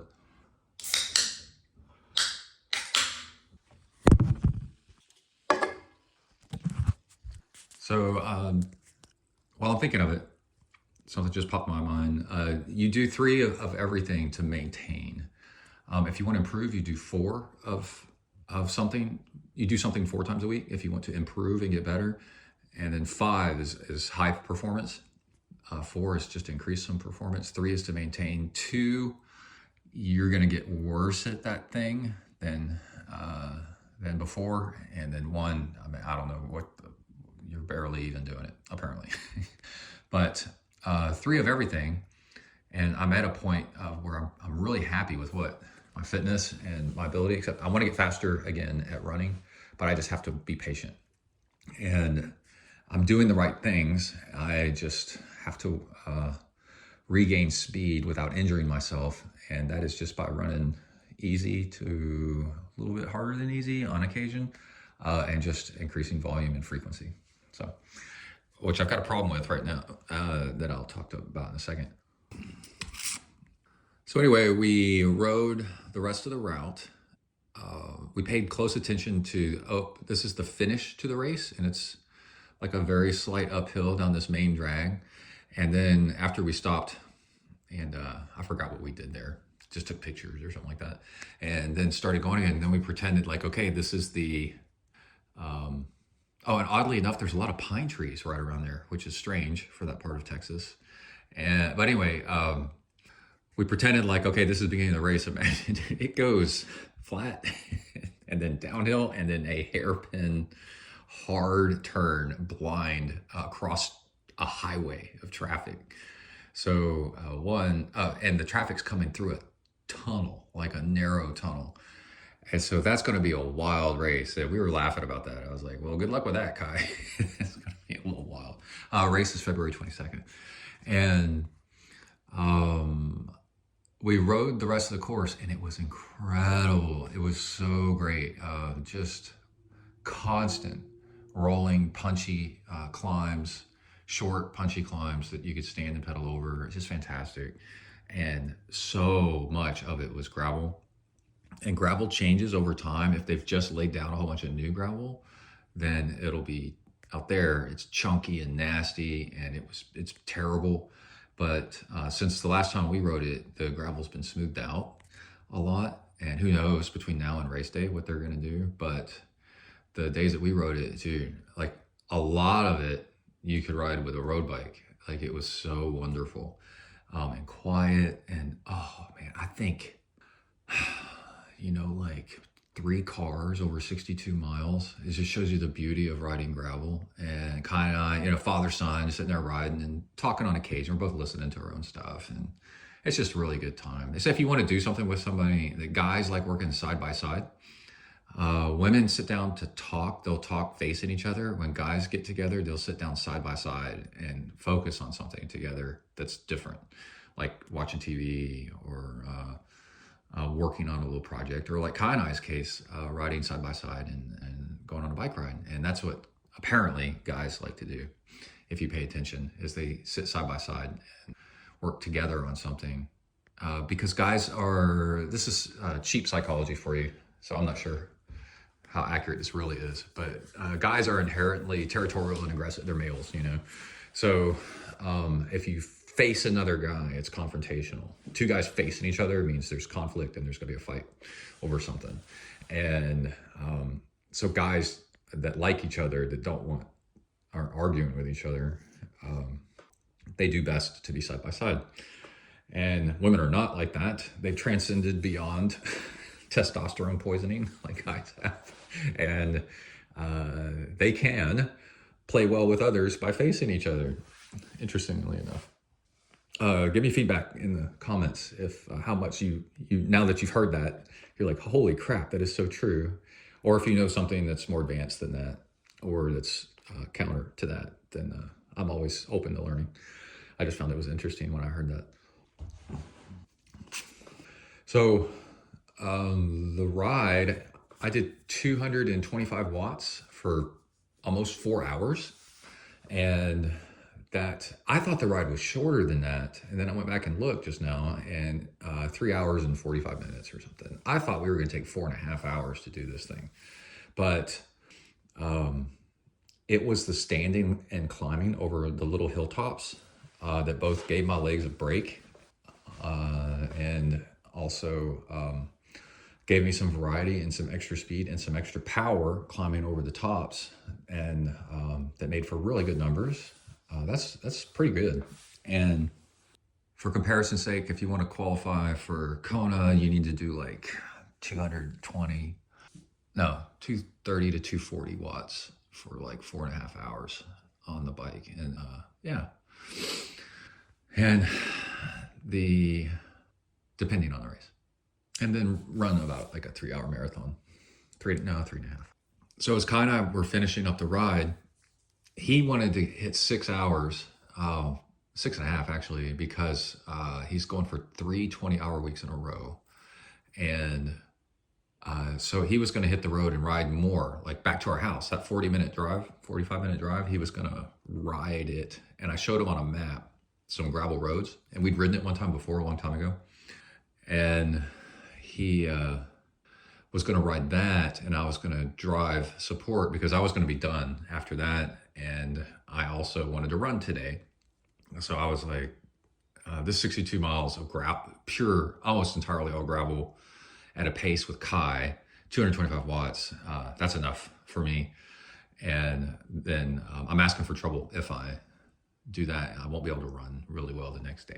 And so I was going to ride vehicle support for Kai so that he can get his 6 hours in. But the interesting thing was we were talking, and I said, dude, this is an awesome race course. It's 62 miles at his race pace. They're talking 20. He said he looked at the times. They did over 20 miles an hour. And I can believe it with the road surface like that. So 20. So you're talking 3 hours and change, 3.5 hours maybe. And I was just like, man, but the course is raceable. Like, it's fun. I said, this course is fun, dude. And it's not so long that it's going to be miserable out there. Of course, depending on the weather and stuff. But I was, if it's an average to nice day, even a little bit of a bad day, like, what fun, dude. This course, it has turns and descents, but nothing too wild. It's edgy, but nothing like insane. You know what I mean? And nothing miserable. It makes you just like kill yourself while you're out there. Like, end it now. Like I've had you ever had that feeling like on some really long stuff? You're like, man, if my bike broke right now, I'd have a reason to quit. Or if I fell down and broke my leg, running, I'd be like, I'd have a reason to stop. That's actually never happened to me running. It's usually biking. I'm just like, if my bike broke right now, I could be out of this. I'd have a good excuse. But anyway, but then I'll have something catastrophic happen, and I'll still push through it anyway. So that's just a passing thought. It's not really true. I don't like quitting things, obviously. And so I followed Kai home, and he rode all the way home. I didn't figure he was going to ride all the way home, but it was nice weather and had a little bit of a tailwind, which I think made all the difference, like psychologically. And so he rode 105 miles total. And I'd say a third of that after the 62 was gravel, and just stunning, like very impressive that he did that. And that's after loading him up with some snacks and more water and whatever I gave him. And then I would leapfrog him and get ahead of him, and then he'd pass, and then I'd get ahead of him and he'd pass. And then there was a muddy road that I went down and went four-wheeling on for a little bit, and I got my ADHD kicked in, and I went. But I could tell like he was fine. He was totally back onto the normal roads. that we normally ride. And we got back to the house at the same time. And that was a really fun day together. So I'm really looking forward to that race. And then today, got up, took my time getting stuff together, but not too much time because it was going to get warm-ish and it was cool in the morning, and reassembled an old running backpack that I've got. I forgot what it's called, what brand it is, but it's kind of like a little day pack with a hydration slot in it. And so what's nice about it is it's got room to put stuff. And I've used it at the Rocky Raccoon. And so I started off with a beanie and gloves and an extra long sleeve shirt on while it was cold. And then, dude, just like a mile and a half in, I was already taking off the shirt and the beanie, and then went a little bit longer and took the gloves off. And I took video, a 10-minute video, put it on YouTube with River and running together. And River, he's the running dog. He's the big black half German Shepherd that I've got, and he's all black. He's got a little tiny white dot on his chest, and being a German Shepherd mix, he's got like a double coat, just barely, but a slight double coat, and he's black. So if it's really sunny, even if it's cool, he gets hot. And so what I did was, I was hoping to finish at 13 miles, the half marathon, 13.1, but I failed at that and ended up getting back to the house at 12 miles about. And so I dropped him off, and then I dropped off the pack and all the extra crap that I was carrying, so that I just had my running belt and some water and some fuel, and went out and ran that last mile out and back, down just straight, well, almost straight out and back, and finished at the bottom of the street at 13.1 miles, and then walking up the street to my house as stretching out the legs. I like doing that. The last not even quarter of a mile, it's like 0.15 miles is a nice uphill, which is fun leaving the house, running downhill, but when you get back to the house, it's not fun. And so I made it so that the run's finished at the bottom of the hill, and then I walk up it, and shot a short little video of that, which will end up going on Instagram and YouTube. Yeah. And then Okay. we're gonna fix. Okay. Oh. Okay. Close. Yeah. Emily just leaned her head in the door to tell me where she's going to go run an errand, and Ripple, the pity, just shoved the door open and walked past her. He's so funny. Oh man! Now he's sitting here. I'm petting him with my left hand. Scratchy. Anyway, Ripple is not a running dog. He's very happy just laying around. He's kind of like an elongated bulldog, I guess. He's probably like a Zeppelin. Good boy. And you're very good at what you're supposed to do. Yes, you are. Which is be you. Mm-hmm. Ripple's interesting.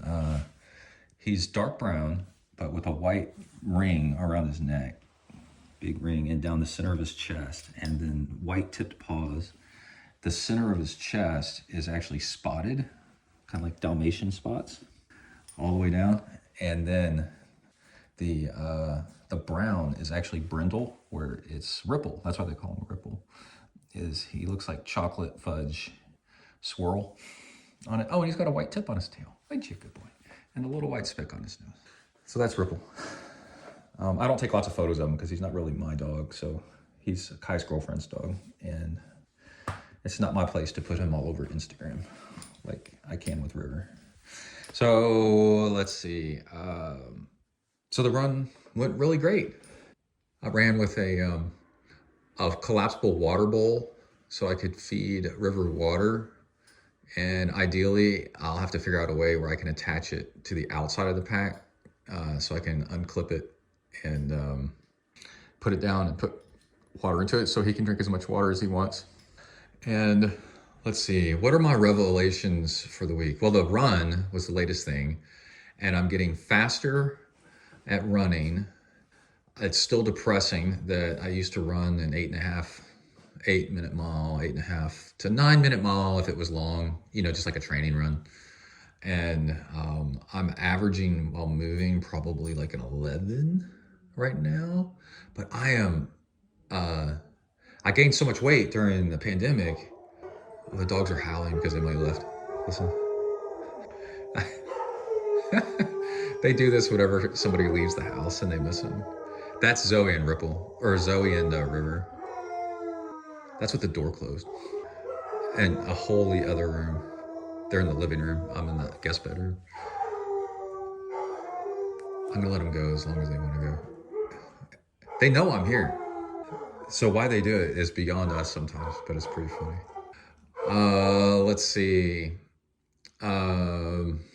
So revelations are, thoughts on the week are, I wish I was faster at running, but weight is a major factor, and every 10 pounds is another 30 seconds per minute mile or 10 seconds per minute mile or something like that. So if you're overweight and you want to be a faster runner, at some point you're fighting carrying a weighted vest on, basically. And if you've ever run with a 20-pound weighted vest like I have, to think that that's how much extra I'm carrying is just insane, but it's a good workout. But it also leads to injuries and all kinds of stuff. So you gotta just keep working on getting the weight off without being obsessive about food. Let's see, I'm still really annoyed that I get home from work and I'm too tired. Even though I've just been sitting at a desk or walking around an office building, I'm too tired to work out in the evening most nights, and I just want to go to sleep. And I don't know what it is. It's a little bit of long COVID. It's a little bit of a lot of things. And I'm very good at getting up early and getting my workout in early. But when I was in peak fitness, like I want to be back, because it just go out for an evening run after dinner, or get on the trainer after dinner, or sometimes before, and just knock out an hour. Like, you think it would be so easy, but man, I'm like tired. And I do think it's age, but also I don't think it's age, I'm like, no, I shouldn't be this tired, really. And a lot of times at lunch, I'll take a nap for like 30 minutes, and that should be fine. So maybe a lot of it's, getting to bed earlier, and so that waking up early doesn't affect me so much. Yeah. A lot of it is how long it takes to run with River, because he stops constantly. But I also don't want to stop running with him and leave him here. One, he needs running. Two, it's good for me to run with him. We really enjoy it, being together and running. He wrote me a letter secretly and let me know. Another revelation is standing and pedaling over the tops of hills on your bike rides, especially gravel, is banger, man. It is so much better than sitting. And now I've known this for a really, really long time, and I've done it a lot in racing for 20 years. And I've studied the physics of it. You can ride the same course over and over and over and over again in Zwift.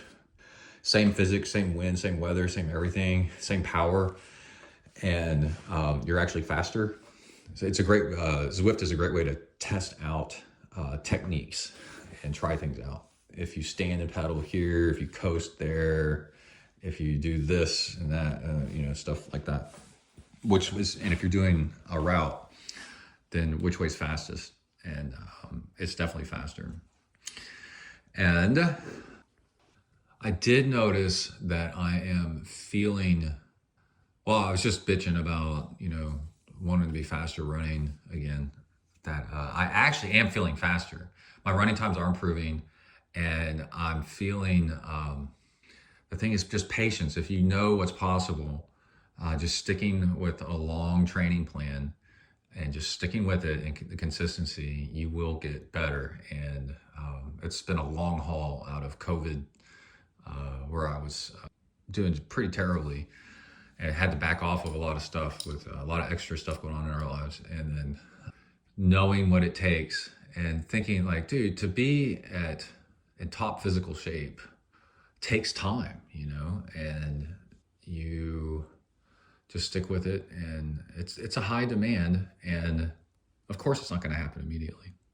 But it crossed my mind. I remember what it feels like when you're firing on all cylinders and you're eating right, your weight's coming down, and your workouts are getting faster, and you feel excited to work out. Things feel good, like it has been this week.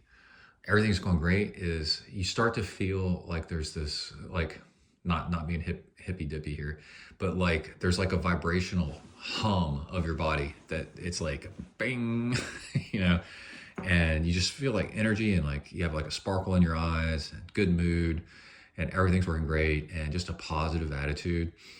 And like the difference between running slow and running fast, or biking slow, biking fast, and swimming too, is just like you're just gliding through the water at like a higher speed, and it feels good. We had a sailboat growing up that had a cable that connected to the keel of it. It was a big sailboat, 25-foot long sailboat. But if you were going whatever many knots, miles per hour, but whatever knots it was, the cable would hum.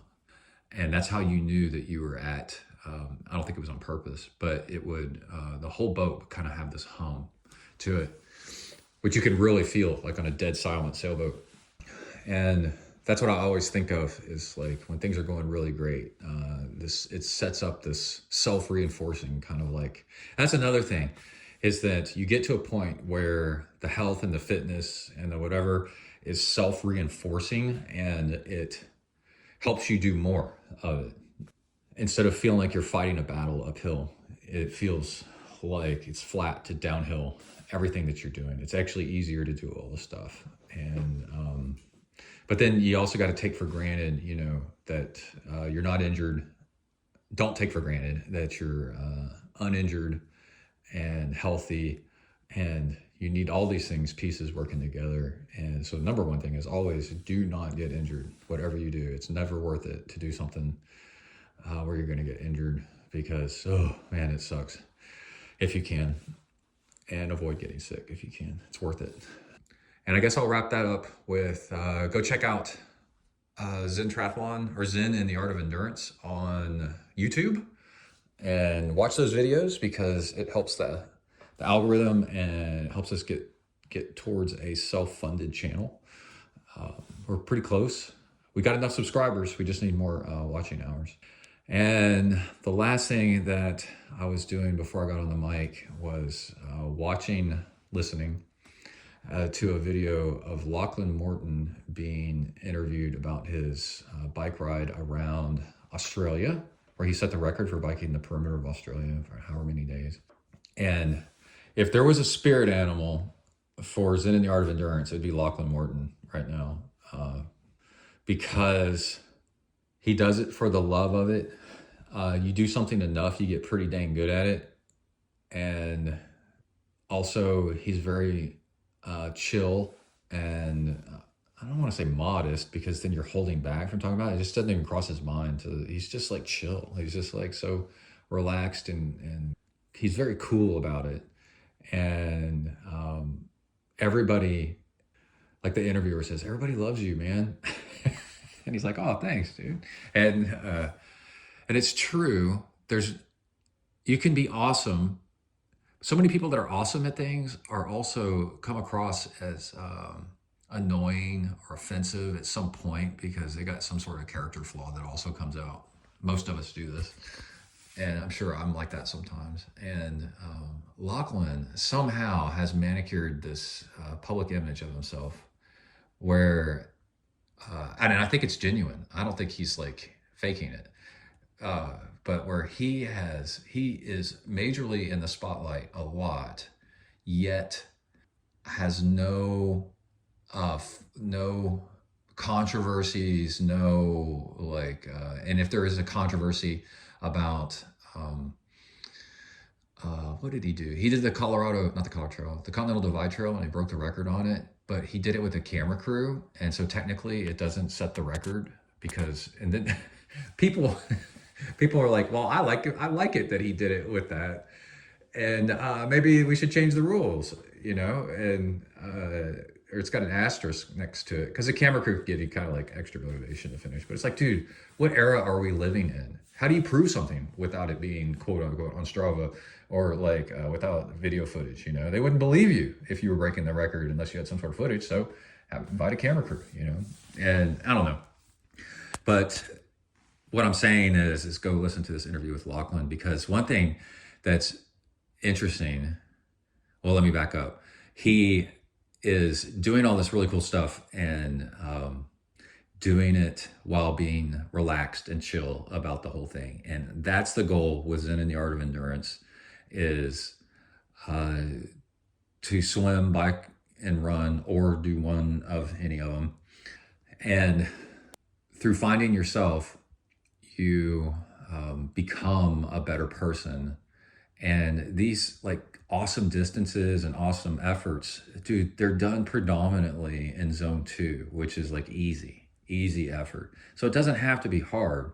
You can just chill and relax and just do these things. And the more you do it like that, the faster you get at that chill effort speed. And there's nothing like looking back and going, man, I did a 100 mile, man, 100 mile would be insane. But there are people that are at that level. Let's say I ran a marathon. I ran a half marathon today, easy. Like it was no big deal. It was fun. It wasn't hard at all. And a 4-hour bike ride on Saturday, like it wasn't hard, you know, just chill, just riding. And that's the goal, is to experience these things and do amazing things kind of effortlessly and just kind of offhandedly, you know, just kind of, yeah, oh, whatever. But it's also, the human body is designed to do these things. So it's totally achievable. And I'm not asking you to do anything that can't be done easily. The only hard part is on occasion you mix in a little bit of hard intervals to kind of boost yourself up to the next level, to increase some speed and stuff. But I mean, that's so rare. It's, you know, it's only a tiny bit of your training. Okay, so anyway, the thing that Lachlan said is when you're riding out there, you have a lot of time to find yourself. And I thought that was a very interesting observation. I've known that about him. Everybody knows that about him. He's out there just kind of finding his own spirit animal. And that time with yourself while moving is like a moving meditation. And it's the whole point of the show. This show is to find out more about yourself along the way, right?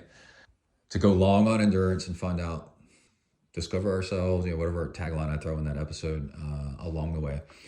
And when it's you and just you out there on the road or on the trail or in the pool or the lake or the ocean, just doing your thing, there's no, and once you hit the limit of your abilities, and then now you got to keep going based on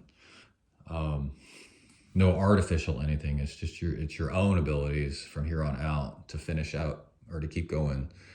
Then that's when you discover who you really are. And it is so fun to make these constant realizations about yourself and be like, oh, whoa. Because it gives you time to think, you know? And it's like, oh, I'm like this. That person's like that. Oh, I never thought of it that way. And we, in today's modern society, we rarely give ourselves time to do that. And that's what this does. And at the same time, you're moving. So it's kind of like you're in a state of flow. So you're happy at the same time. And it's not sitting around doing nothing. You're being productive at the same time, which is making yourself healthy and setting an example for others. So, one last realization is I keep trying to recreate the magic of the first 10 years of the show, first 15 years maybe, of how I was getting to show it on a regular schedule. And I'm zeroing in on that. I'm so happy that I can figure out a little bit of the special sauce and basically what I think it is, and I did over the past couple of weeks, and I'm going to keep doing it to see if that's what it is record all week and then finish recording on a Sunday, like we're doing right now, and like I did with the last episode. And then that's the end of the show. And then over the next week, be editing the show, and then eventually by the end of the week, publish it. Because I have to listen to it to edit out all the uhs and does and things that I don't want in the show. There's way more than what you hear.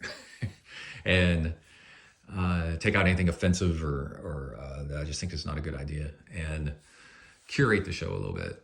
So I have to listen to it, but listen to it, get in the habit of listening to it when possible. But to do that, I've got, to sit down and listen to it instead of all the other distractions that I enjoy watching and listening. And that's the hard part. And then while that's going on, I'm recording all the workouts for that week. And then, so while I'm making a show, I'm also editing the previous show, and then by the end of the week, publish it. And that's what I did the past couple of episodes. And I'm thinking it sounds obvious, but things are never obvious when you actually try to do them. So on that note, let's wrap up this show. I'm going to start getting stuff together for tomorrow morning to go swim, go check the weather, make my smoothie and get my clothes together, and go see how my ultra beard is coming along, if I need to trim it or not. I'm looking, Kai said I look like a homeless person. But it's winter and it's cold, and so growing a beard, I've tended to do that over the past few years, is grow a beard over the winter, and it's nice. It's actually really, really nice. It's a feature, not a flaw. And let my hair grow out, and then I stay warmer. And then at some point during the spring, I'm just like, oh man, it's too hot. And then I cut it all, and then it goes until the next winter, and I do it all over again. It seems to be a pattern. But anyway, if I get all the stuff together the night before, it makes getting out the door to go swim happen so much faster. And I got more time in the morning and not be in a rush, which seems to be the thing that I hate the most right now in my life, is being in a rush. I feel like I'm old enough, I'm mature enough, I've done enough. Whoever's barking at something. Let's see if somebody's here. And maybe that's a delusion of mine, Like, no, it's just somebody walking a dog down the street. I'm looking out the blinds like a spy. Oh my God, they're howling again. We call it The Howling because there's a good 80s vampire movie or werewolf movie called The Howling. Hey guys, chill. And you got to come to a realization, like, are we ever going to stop being rushed? Is that happiness? Is just not being rushed? And I'm like, well, that's a little bit of it. Coming to terms with things, but why? And I think a lot of it is the current stress of politics and uncertainty that wears on you. It causes your blood pressure to go up. It is not good as far as like good sleep, all kinds of stuff. And so me wanting to slow things down and take my time doing things is a response to the current climate of everything. And I've noticed, because the algorithm's feeding it to me, there is a lot of content out there on YouTube to watch. Some of it's destructive, it's like, it's not good. Pseudoscience and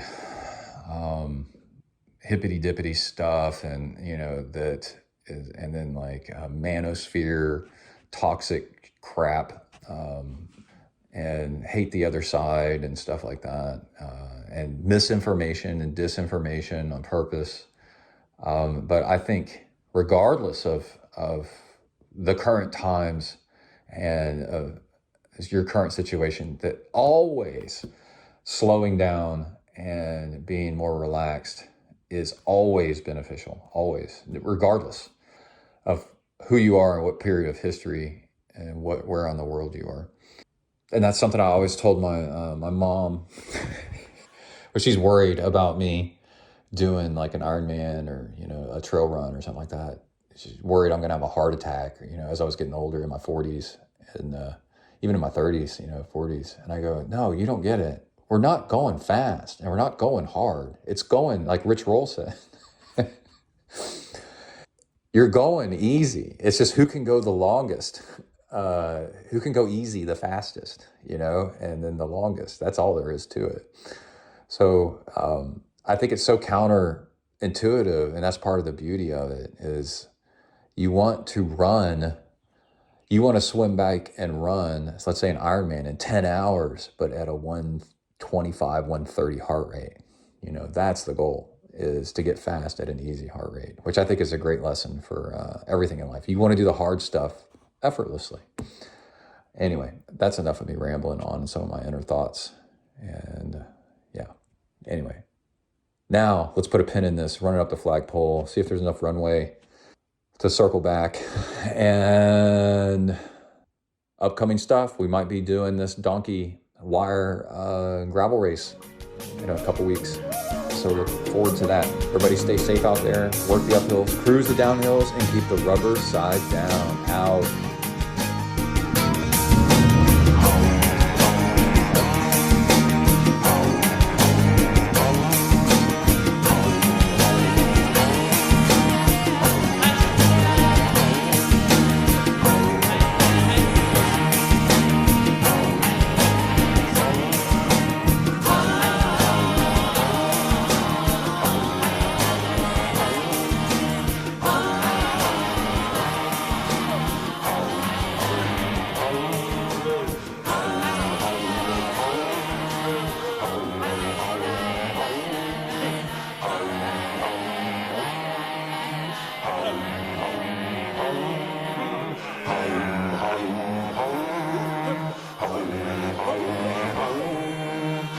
Hey!